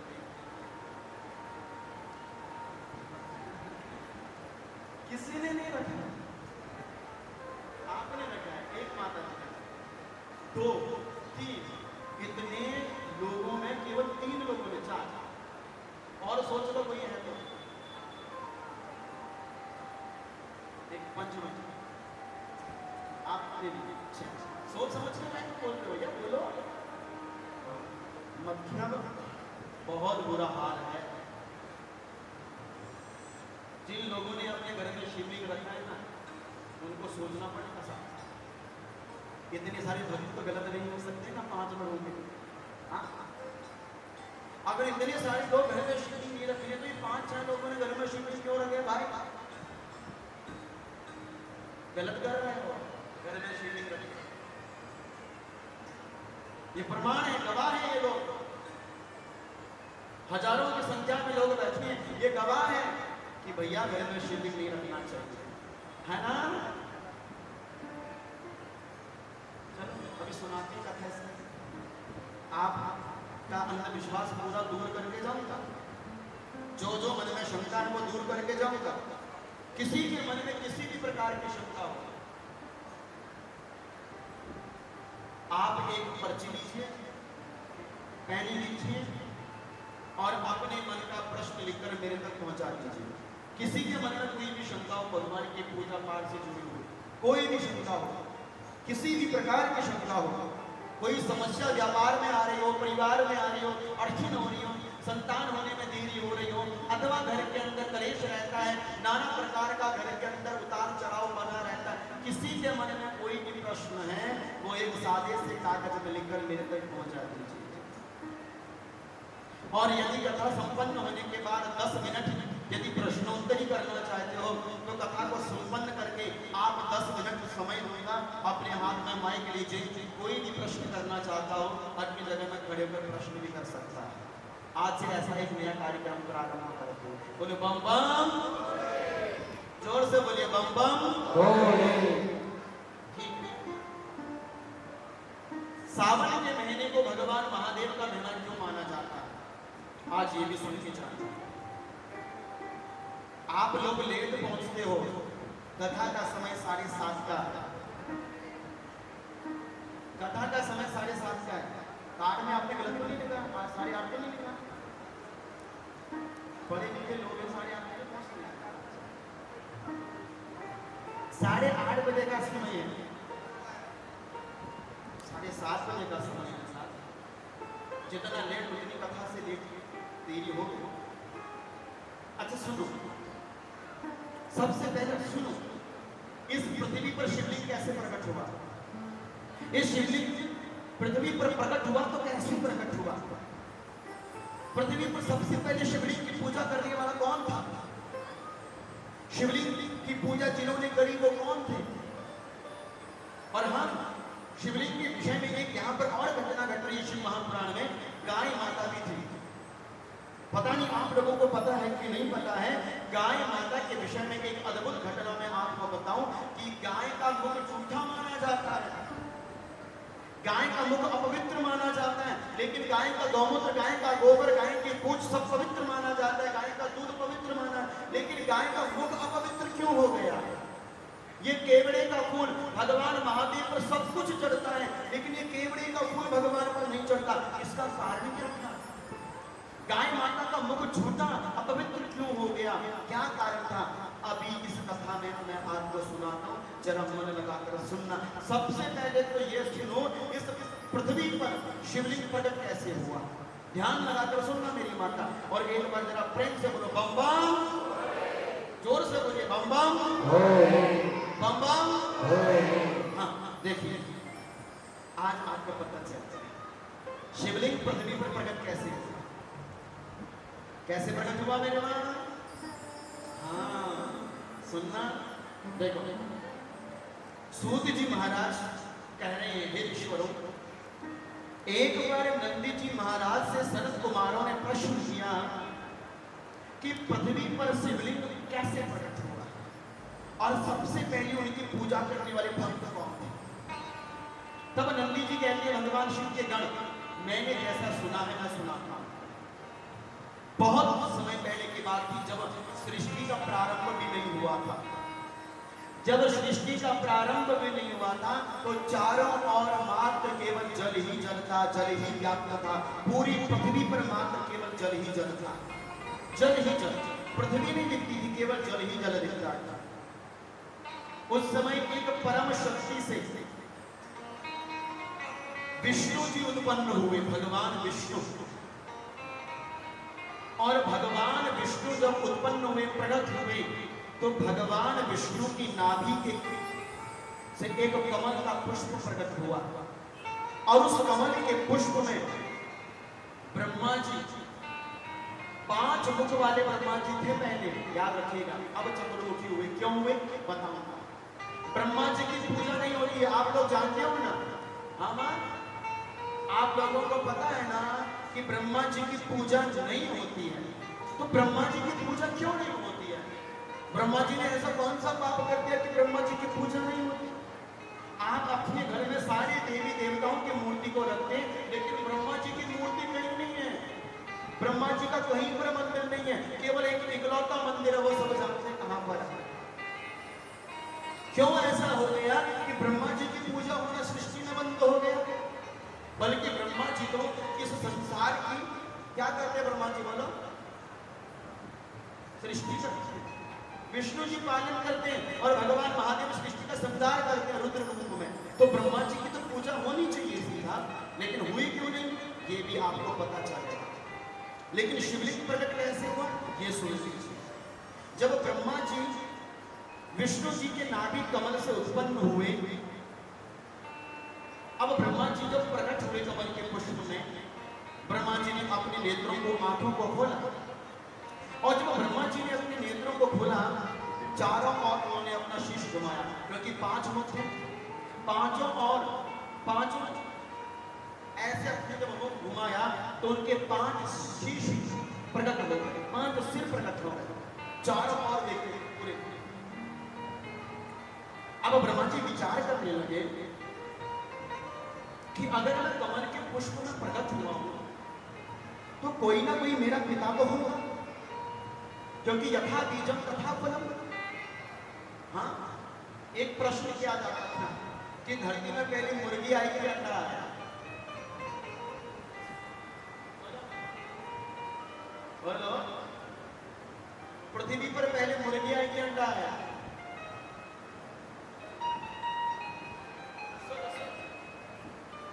कल पता करके आना, मुर्गी में पहले मुर्गी आई कि अंडा? अब ब्रह्मा जी भी यही विचार करने लगे कि पहले मैं आया अथवा मेरे से पहले कोई आया, अर्थात पहले मुर्गी आई कि अंडा आया? अब ब्रह्मा जी विचार करने लगे। अब पहले ब्रह्मा जी विचार करने लगे, मैं देखूं तो सही कि मैं जहां से प्रकट हुआ हूं ये कमल का फूल है। अब कमल के फूल में ऐसी नाद लगी हुई थी, कमल की नाद। तो ब्रह्मा जी ने क्या किया कि यदि ये कमल का पुष्प प्रकट हुआ है और इस कमल के पुष्प में मैं प्रकट हुआ हूं तो कहीं ना कहीं ये नाल किसी न किसी से जुड़ी तो होगी। अब ब्रह्मा जी ने क्या किया, उस नाल के सहारे जाते जाते हजारों सैकड़ों वर्ष गुजर गए, लेकिन ब्रह्मा जी को उस नाल का अंत नहीं मिला। अब ब्रह्मा जी लौट के वापस कमल के पुष्प में आकर बैठ गए और ठंडी सांस ली और मन में एक अभिमान आ गया, मतलब इस पृथ्वी पर सबसे पहला भगवान मैं हूं, मैं ही प्रकट हुआ हूं। ब्रह्मा जी को ऐसा अभिमान हो गया कि मतलब मेरा कोई पिता नहीं, मैं ही सारे जगत का पिता हूं। ब्रह्मा जी के मन में ऐसा अभिमान जागृत हो गया। इतने में ब्रह्मा जी के सामने शुक्ल वर्ण चतुर्भुजम भगवान नारायण 4 हाथों में प्रकट हो गए। जो ही भगवान नारायण प्रकट हुए तो ब्रह्मदेव ने कहा, अरे ये अद्भुत लीला क्या घटी, अभी तक तो आसपास कोई नहीं दिखाई पड़ रहा था, आज चतुर्भुज रूप में कौन दिखाई पड़ रहे, कौन है आप? तब चतुर्भुज रूप में भगवान बोले कि बेटा ब्रह्मा, मैं ही तेरा पिता हूं, मैं ही तेरा पिता हूं, तो मेरे से प्रकट हुआ है। जब ये बात ब्रह्मा जी ने सुनी तो ब्रह्मा जी भड़क गए, बोले नहीं नहीं, हम नहीं मानते तुम हमारे पिताजी हो, हमने सारा चक्कर लगा के देख लिया, हम किसी के पुत्र नहीं है, हमारे पुत्र तुम हो सकते हो विष्णु, लेकिन हम तुम्हारे बेटे नहीं हो सकते। अब दोनों में घमासान छिड़ गया, एक कहता तुम मेरा बेटा, तो दूसरा कहता मैं तेरा बेटा। अब दोनों में झगड़ा हो गया महाराज, झगड़े में दोनों का आपस में गुत्था गुत्थी हो गई महाराज। अब एक कहता है मैं बड़ा, दूसरा कहता है मैं बड़ा। संसार में झगड़ा किस चीज का बड़ा है? बोले मैं बड़ा, मैं बड़ा, मैं बड़ा, मैं बड़ा, मैं बड़ा, जिंदगी भर मैं। हाँ, बकरी की तरह मैं। दक्ष प्रजापति का देखा था ना आपने, भगवान ने सिर उड़ा दिया। अब सारे देवता शिव जी के पास गए, बोले आपने अपने सदस्य का शीश उड़ा दिया महाराज, इनको कोई दूसरा सिर लगा दो। भगवान महादेव ने बकरे का सिर लगा दिया। किसी ने पूछा बाबा तुमने बकरे का सिर क्यों लगाया? बोले ये दक्ष प्रजापति बहुत बोलता था मैं, और बोले जो मैं करता वो अगले जन्म में बकरी बनकर आता, इसने बकरी का सिर लगा दिया। ये मैं अभिमान का सूचक है। जीवन में तुम कुछ नहीं हो, तुम शून्य हो। अभिमान बेकार का हो जाता है, मैंने ये किया, मैंने वो किया, मैं ये करता हूँ, मैं वो करता हूँ, मैं परिवार का पेट भरता हूँ। जरा ईमानदारी से बताना, आप परिवार का पेट भरते हो कि परिवार का पेट भरने वाला कोई दूसरा है? बोलो। तुम एक निमित्त मात्र हो सकते हो, तुम एक निमित्त हो सकते हो, लेकिन तुम परिवार का पेट भर रहे हो, ये गलत बात है। एक पिता कभी कभी गुस्से में कह देता है, अगर मैं ना होता ना तुम लोग भूखे भूखे मर रहे होते। अगर इतना अभिमान तुमको है, कभी अपने पितरों की फोटो देख लेना, कमी रहती है वो भी चलेगी, कभी वो भी बोलते होंगे तुम्हारा हम पेट भर रहे। बोला उनके जाने के बाद क्या हम मर गए? क्या उनके जाने के बाद दर दर भटक रहे हैं? कहीं ना कहीं से व्यवस्था तो हमारे जीवन में बनी है। अरे विचार कीजिए, जब एक माँ अपने बच्चे को जन्म देती है, उस बच्चे का पालन पोषण कौन करता है? जब एक बच्चा माँ के गर्भ में होता है, कौन उसको दूध पिलाता है, कौन उसको शांत कराता है, कौन उसको स्वास्थ्य देता है? कैसे बच्चा माँ के गर्भ में 9 महीने तक अंधेरी कोठरी में रहता, बताइए कौन खिलाता उस बच्चे को?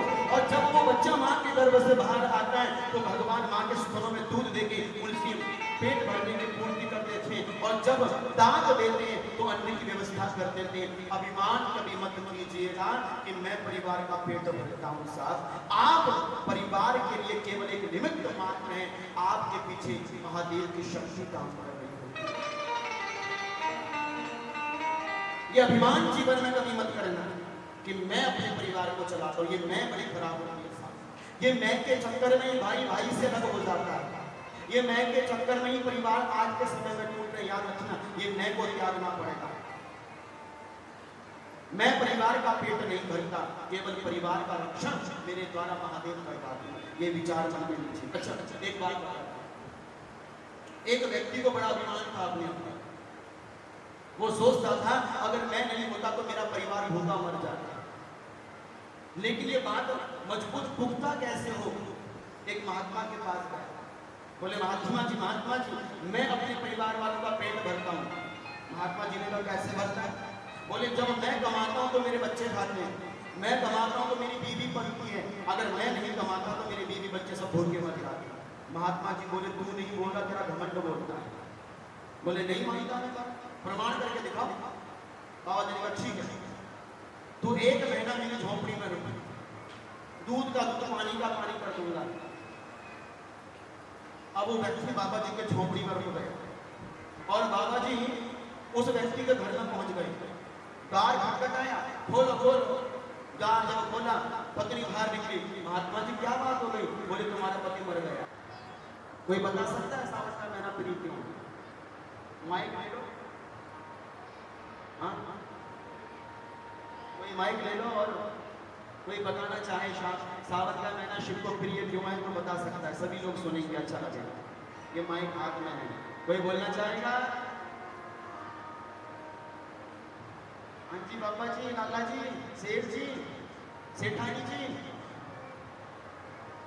बेबे जी, तो सीधा शिव की पूजा करते हो रोज?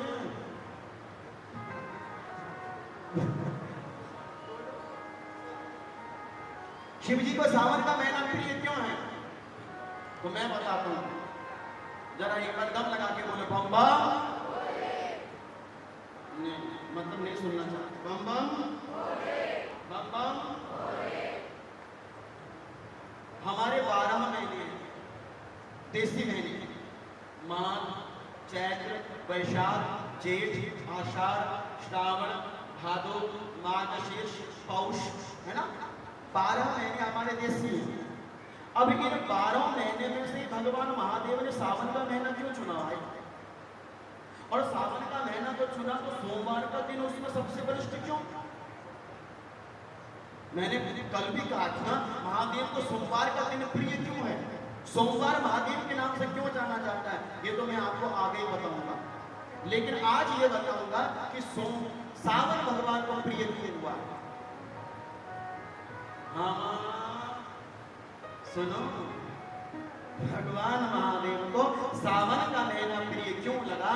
इसलिए लगा कि जब पहली बार ब्रह्मा और विष्णु ने भगवान शिव के कहने पर पूजन किया तो वो पूजन चतुर्दशी के दिन किया, और वो चतुर्दशी शिवरात्रि के नाम से जानी जाती है। और ये शिवरात्रि कौन सी शिवरात्रि है?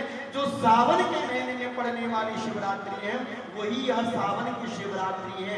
इसलिए महादेव जब प्रकट हुए तो कहा कि ऐ ब्रह्मा जी, ऐ विष्णु जी, आपने मेरे कथनानुसार मेरे शिवलिंग की पूजा पहली बार इस पृथ्वी पर करी है, और इस पृथ्वी पर पहली बार मेरी पूजा तुमने करी है। तो ये महीना, जिस महीने में तुमने मेरी पूजा करी, ये महीना कोई और नहीं, ये महीना सावन का महीना है।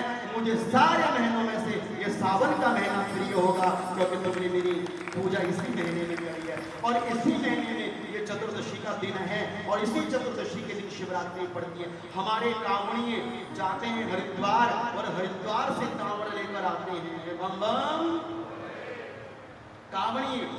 अच्छा एक बात और है, आपने देखा है ना जब कांवड़िए कांवड़ लेकर आते हैं तो वो कांवड़ को इतनी इतनी छोटी छोटी बॉटल्स में लेकर आते हैं। हाँ जी कि ना जी?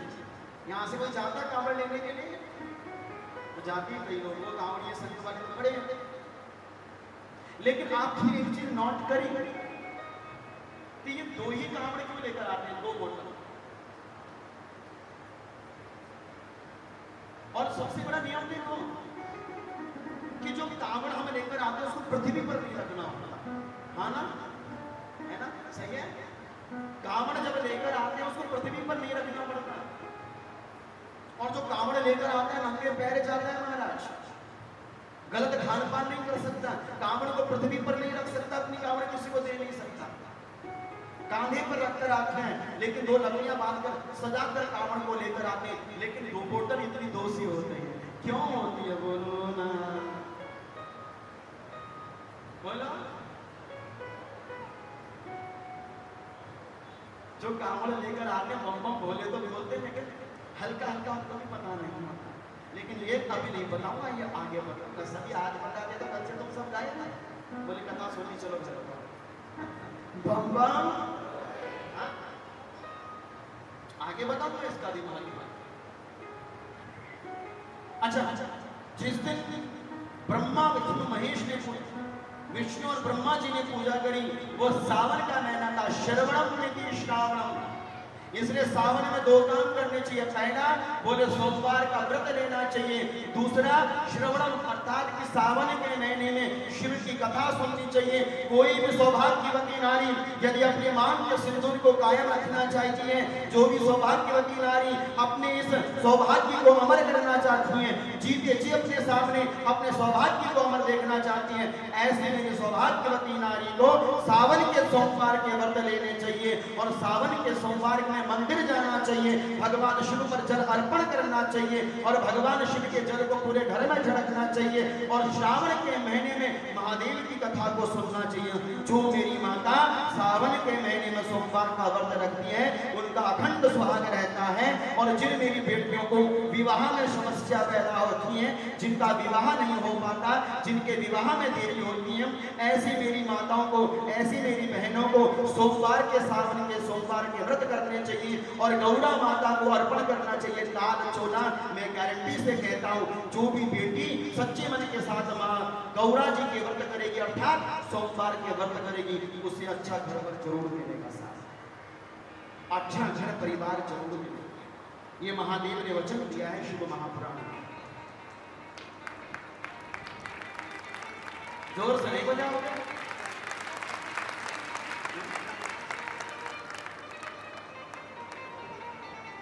जब उदास होते हो तो पंडित जी क्या बोलते हैं?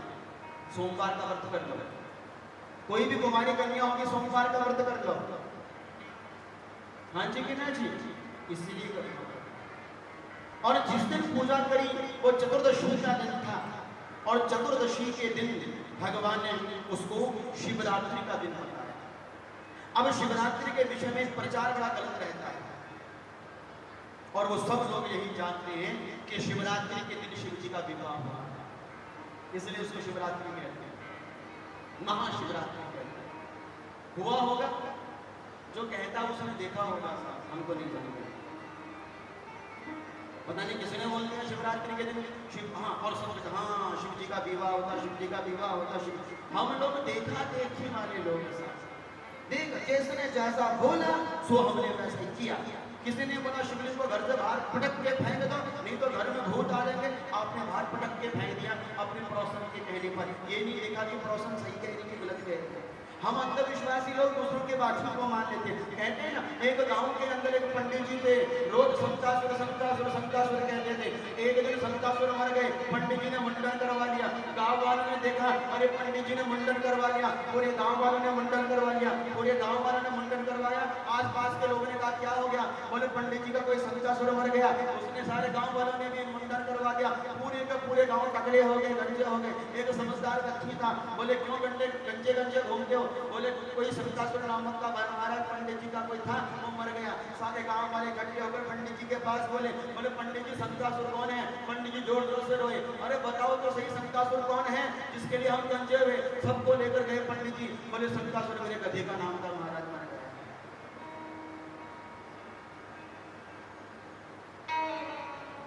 क्यों? बाल काटे, भोपड़िए किसके लिए बोले सब गंजे। ये है मूर्खों की निशानी। भगवान ने तुम्हें बुद्धि दी है, जहां पर तुम आलू टमाटर भी ध्यान से देखते हो, वहां पर ये पूजा के मामले में भी तो थोड़ा ध्यान रखना चाहिए कि नहीं? महाशिवरात्रि का व्रत इसलिए नहीं होता कि उस दिन शिव विवाह हुआ होगा, हम नहीं जानते, लेकिन शिव महापुराण कहते हैं उस दिन ब्रह्मा और विष्णु ने सच्चे मन के साथ महादेव का पूजन किया, इसलिए भगवान ने उस रात्रि का नाम शिवरात्रि रख दिया। जहां पर मेरे महादेव प्रसन्न हो उसे शिवरात्रि कहते हैं, और नवरात्रि में जहां मेरी माँ दुर्गा प्रसन्न हो उसे कालरात्रि कहते हैं। इसलिए शिवरात्रि, कालरात्रि, महारात्रि, मोहरात्रि, ये 4 रात्रियां बड़ी प्रसिद्ध मानी जाती है।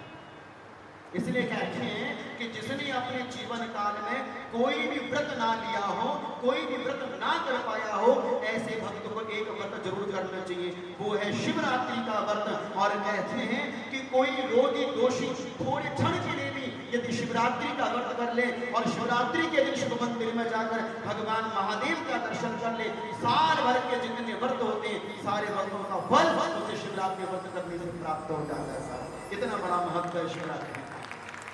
क्यों करना चाहिए शिवरात्रि का व्रत, कैसे, ये मैं आपको बताऊंगा।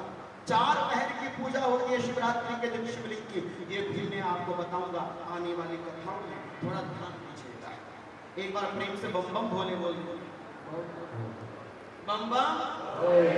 ठीक है, अब यहाँ पर सूत जी महाराज जी से प्रश्न किया ऋषियों ने, महाराज हमें एक बात जल्दी जल्दी से और बता दीजिए, भगवान शिव का सबसे परम प्रिय मंत्र कौन सा है?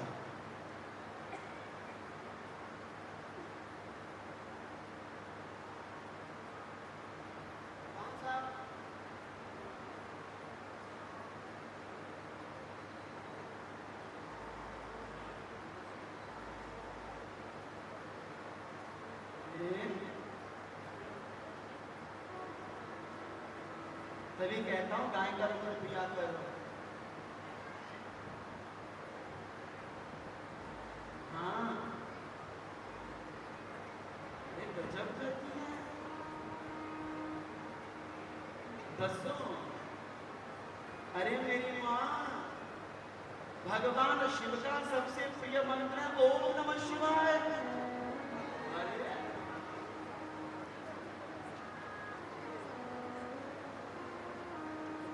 हे महादेव,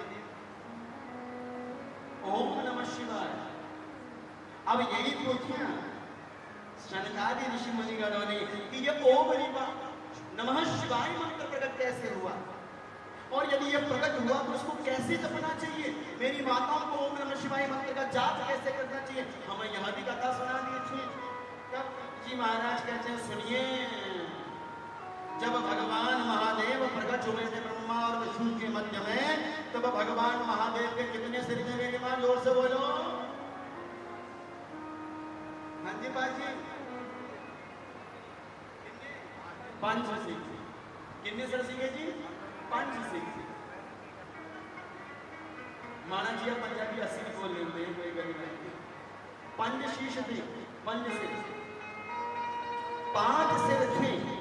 पहले सिर से निकला न, दूसरे सिर से प्रकट हुआ म, तीसरे सिर से प्रकट हुआ शी, चौथे से प्रकट हुआ वा, और 5वें से प्रकट हुआ य। और ओम तो पहले ही प्रकट हो गया था, इसलिए क्या मंत्र बना मेरी मां? ओम नमः शिवाय। ठीक है, अब शिव के मुख से ये महामंत्र प्रकट हुआ, याद रखना, इसलिए सबसे महामंत्र माना जाता है और आदि मंत्र माना जाता है ओम नमः शिवाय, ओम नमः शिवाय, ओम नमः शिवाय, ओम नमः शिवाय, आदि मंत्र माना जाता है। लेकिन प्रश्न यहाँ पर यह भी खड़ा था, क्या स्त्रियों को ओम नमः शिवाय बोलना चाहिए?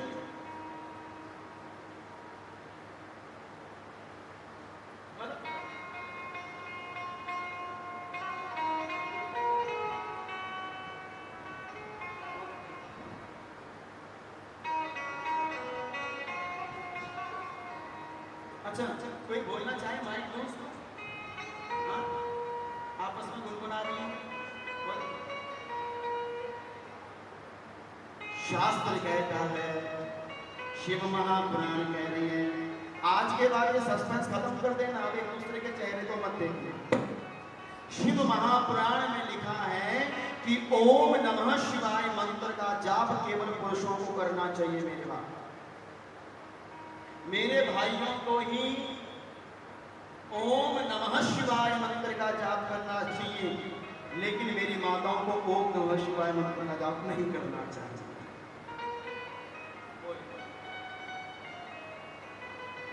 ये बात ना जाने आप जानते हो या आपने सुनी है कि नहीं सुनी। आज आपको भी अटपटा लग रहा होगा कैसा व्यास आ गया, लेकिन ये शिव महापुराण का है। चाहे तो आप में से आज इसका प्रमाण मांग सकते हैं, विद्वेश्वर संहिता में लिखा होगा। उसमें लिखा हुआ है कि पुरुषों को ही ओम नमः शिवाय मंत्र का जाप करना चाहिए, माताओं को ओम नमः शिवाय मंत्र का जाप नहीं करना चाहिए।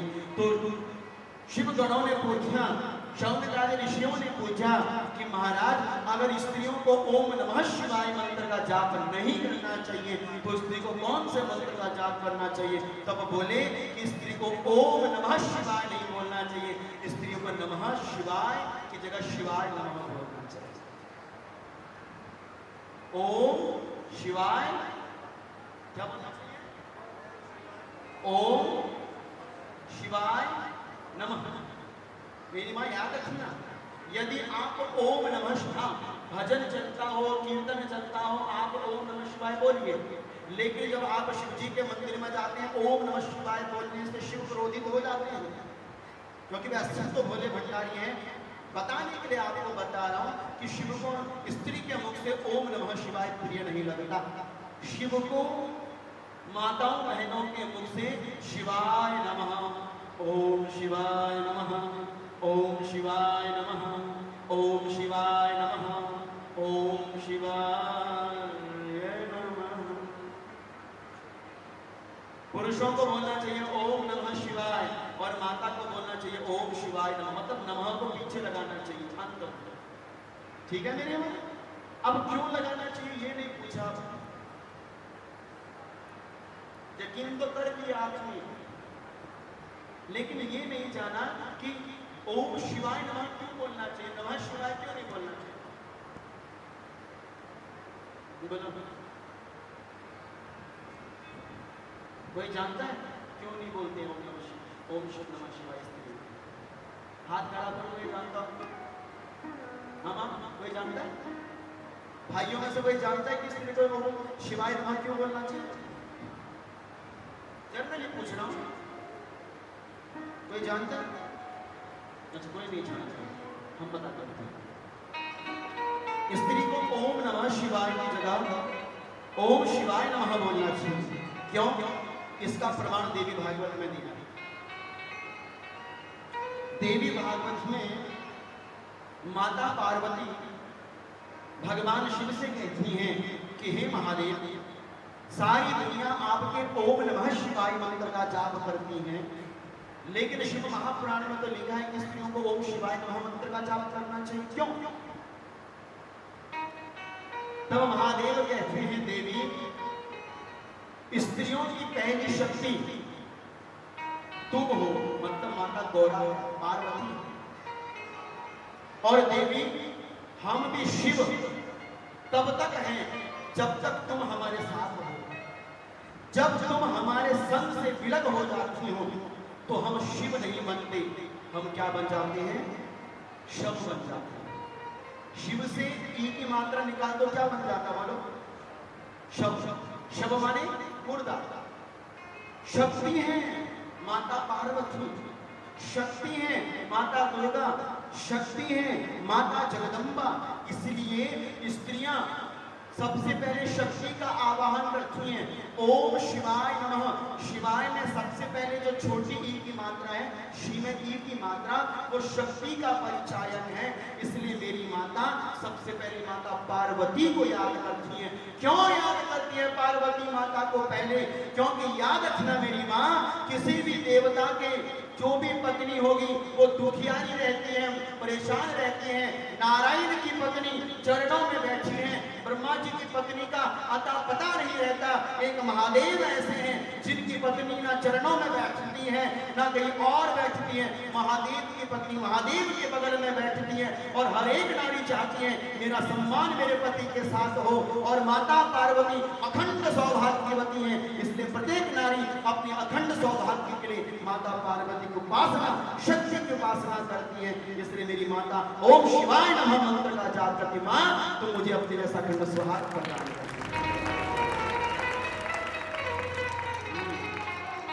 समझ गई मेरी माँ? मतलब तुम अपनी अखंड सुहाग के लिए ओम शिवाय नमः मंत्र का जाप करती हो। बोलो हर हर बम बम बम बम बम बम बम बम। तो मेरी माताओं भाइयों, आज की कथा को मैं यहाँ विश्राम देता हूँ। मन तो नहीं है कथा छोड़ने का, क्योंकि आप लोग लेट पहुंचे। जानता हूँ कि तुम्हारे घर के काम काज समय भी हो जाता है, तुम लोग लेट हो जाते हो कि घर में, लेकिन इतने भाव से आप सब लोग बैठे हो, दिल बड़ा गद करता है। लेकिन मेरी माँ, कथा का समय 7:30 बजे। कोशिश कीजिए, प्रयास कीजिए, जितना जल्दी हो सके कथा में आना चाहिए। और कल की कथा में मैं आपको सुनाऊंगा कि घर में शिवलिंग रखना चाहिए कि नहीं।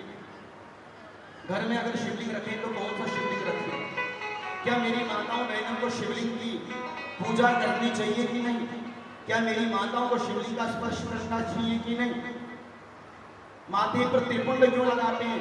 ये भस्म क्यों लगाते हैं? ये गले में रुद्राक्ष क्यों पहनते हैं? शिव को रुद्राक्ष और भस्म कब से चढ़ने लगी?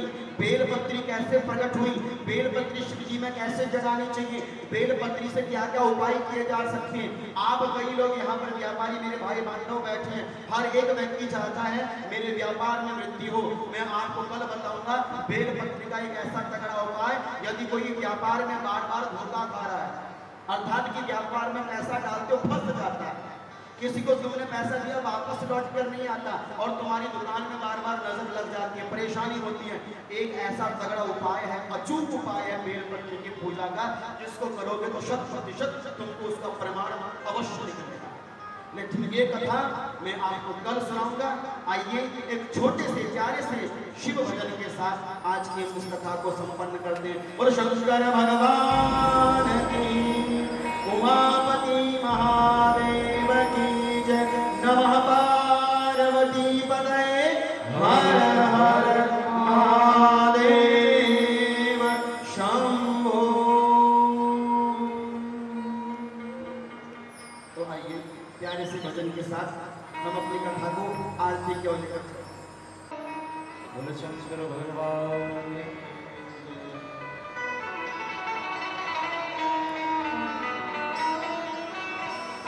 ओम नमः शिवाय। ओम नमः शिवाय। ओम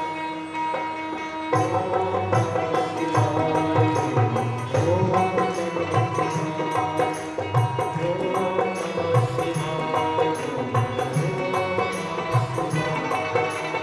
ओम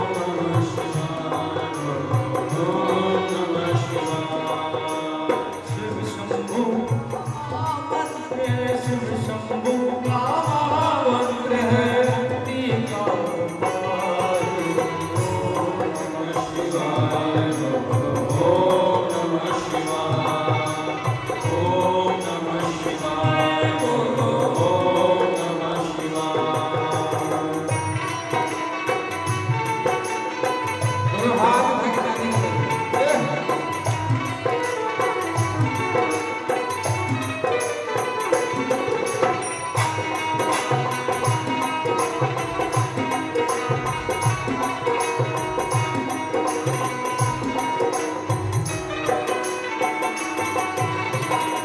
जब डोले जीवन नैया शिव की महिमा गाओ, शिव की महिमा गाओ, शिव की महिमा गाओ।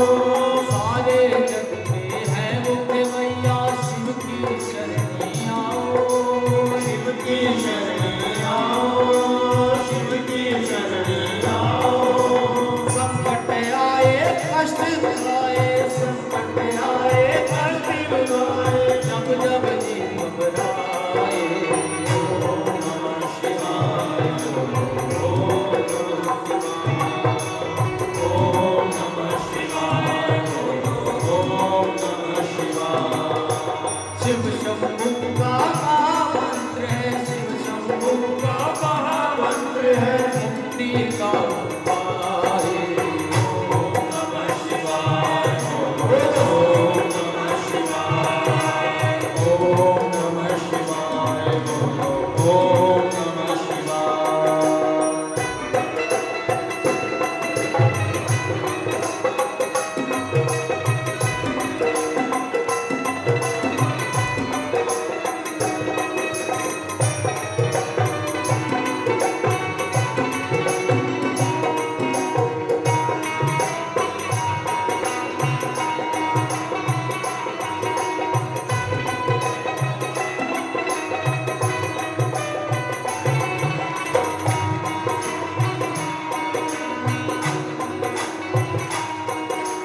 सबसे प्यारे सबसे न्यारे बाबा भोले वाले हैं, बाबा भोले वाले हैं, बाबा भोले वाले हैं। भांग धतूरे की मस्ती में रहते मस्त निराले हैं, वो रहते मस्त निराले हैं, वो रहते मस्त निराले हैं।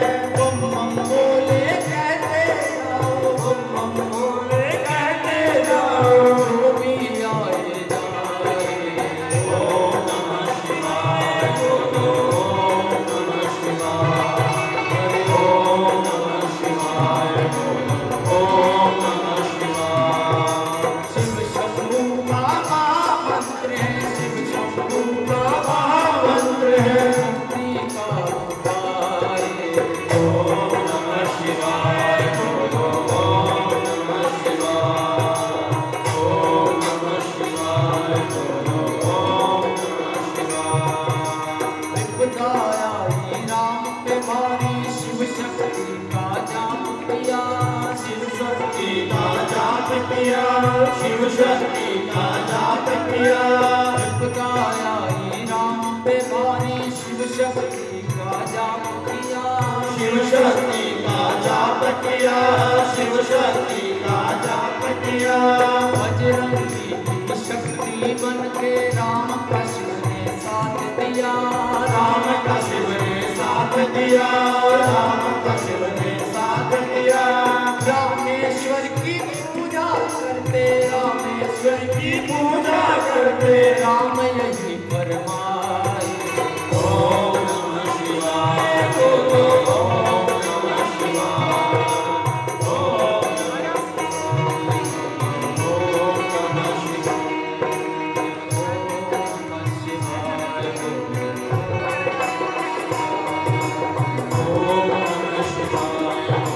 ओम नमः शिवाय। शिव शंभू का यही मंत्र है, शिव शंभू का यही मंत्र है।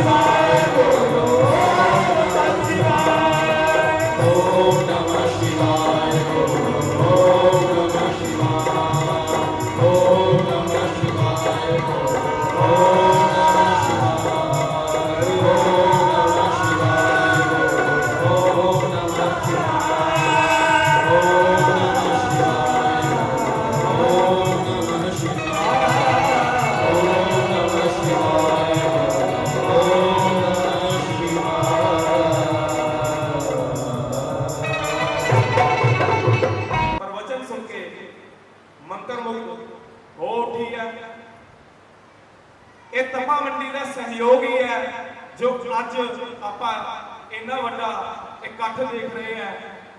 ਵੱਡੇ ਵੱਡੇ ਦਾਨੀ ਸਾਡੇ ਕੋਲੇ ਦਾਨ ਦੇਣ ਲਈ ਆ ਰਹੇ ਨੇ। ਇੱਕ ਵਾਰੀ ਤਪਾ ਮੰਡੀ ਦੇ ਨਾਮ ਤੇ ਵੀ ਜ਼ੋਰਦਾਰ ਤਾੜੀ। ਤਪਾ ਮੰਡੀ ਵਿੱਚ ਪਹਿਲੀ ਵਾਰ ਇਹ ਸ਼੍ਰੀ शिव पुराण कथा जो है वो शुरू करवाई गई है स्थान अग्रवाल धर्मशाला दे विच। इस तो बाद ज़्यादा समा ना लेंदा होया अज दे साडे जजमान उन्हां दा सन्मान करांगे जिन्हां ने अज श्री रुद्रा अभिषेक किया जो कि सुबह ठीक 7:30 बजे साडे जजमानां दे द्वारा किया जाता है। सो सब तो पहला श्री तरसेम लाल भोला जी ढिलवा वाले अते उन्हां दे पुत्र श्री सौरव बांसल जी व्यासपीठ पे जाके अपना सम्मान प्राप्त करन। नाल ही श्री चरणदास बांसल जी वो भी व्यासपीठ पे आके अपना सम्मान हाजिर कर। इस तो बाद जो अज की प्रसाद की सेवा है वो श्री सुभाष सिंगला जी भगवती मेडिकल हाल, श्री कृष्ण लाल धर्मपाल, श्री नितिन सिंगला बरनाला, सिंगला फैमिली तपा, श्री अंकित गुप्ता जी HDFC बैंक, ये सारे श्री व्यासपीठ पे आके अपना बनता सम्मान पंडित श्री गिरीशानंद शास्त्री जी तो आके प्राप्त कर। इस तो इलावा कुछ दानी सज्जन जिन्हों ने अज सानू विशेष सहयोग के रूप में दान भेजा है। श्री संजीव कुमार टांडा जी, श्री सुशील कुमार संता जी, श्री राकेश बंसल केशी जी, एक राशि साडे कोल गुप्त दान दे विच आई है, वो भी कृपा करके व्यासपीठ पे आके अपना बनता सम्मान श्री पंडित गिरीशानंद शास्त्री जी तो आके प्राप्त कर। जरूरी सूचना है, एक कावड़ी वाली शिविर जो कि महते वाले मोड़ से 23 तरीक तो शुरू हो रहा है। उत्थे भी सारे भक्तों ने वध तो वध सेवा करनी है, अपनी हाजिरी लवानी है। 24 तरीक को महते वाले मोड़ से शिविर के विच ही शिव शंकर भगवान जी की चौकी होगी, जिसका गुणगान विक्रम राठौड़ बरनाला तो विशेष कलाकार आके शिव शंकर का गुणगान करेंगे।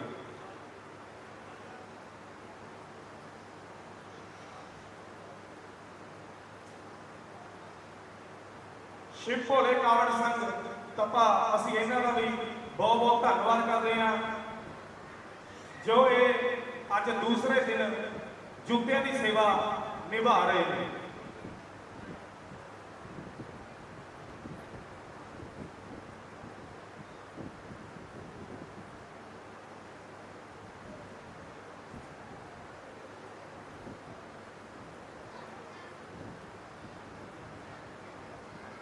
जिदा अज आप सारे प्रभु प्रेमियों ने हाजिरी लवाई है, कल नू इस तो भी वध उम्मीद करते हैं भी प्रभु प्रेमी इस पंडाल के विच पहुंचणगे, अपने अपने नाल एक दो लेडीज एक दो जेंट्स अपने नाल जरूर लेके आओ ते इस पंडाल की शोभा बढ़ाओ।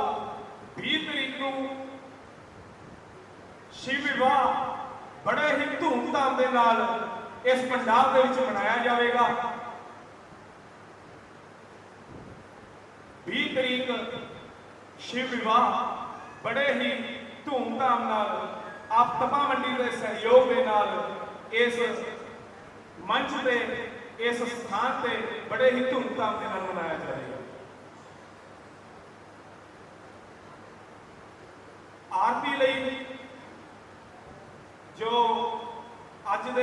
यजमान सी श्री तरसेम लाल भोला जी समस्त परिवार दे नाल, श्री चरणदीप बांसल जी समस्त परिवार दे नाल आरती ਲਈ ਤਿਆਰ रहन। इस दे नाल ही साडे संघ के 2 मैंबर श्री ऐशले जी वो अपने परिवार के नाल, इस दे नाल ही मेरा अपना परिवार श्री राकेश कुमार टोना जी ये भी कृपा करके आरती लई अगे आउण। जय शिव ओंकारा भोले हर शिव ओंकारा ब्रह्मा विष्णु सदा भोले भोलेनाथ सदा शिव हर भागी हारा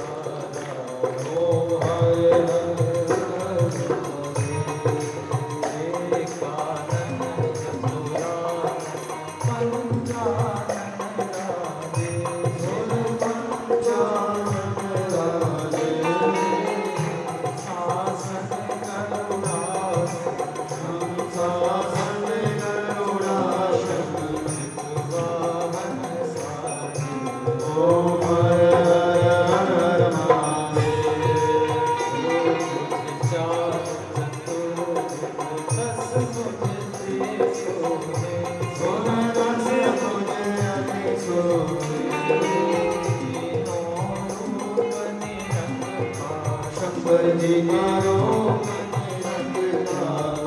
चतुरा पंचानन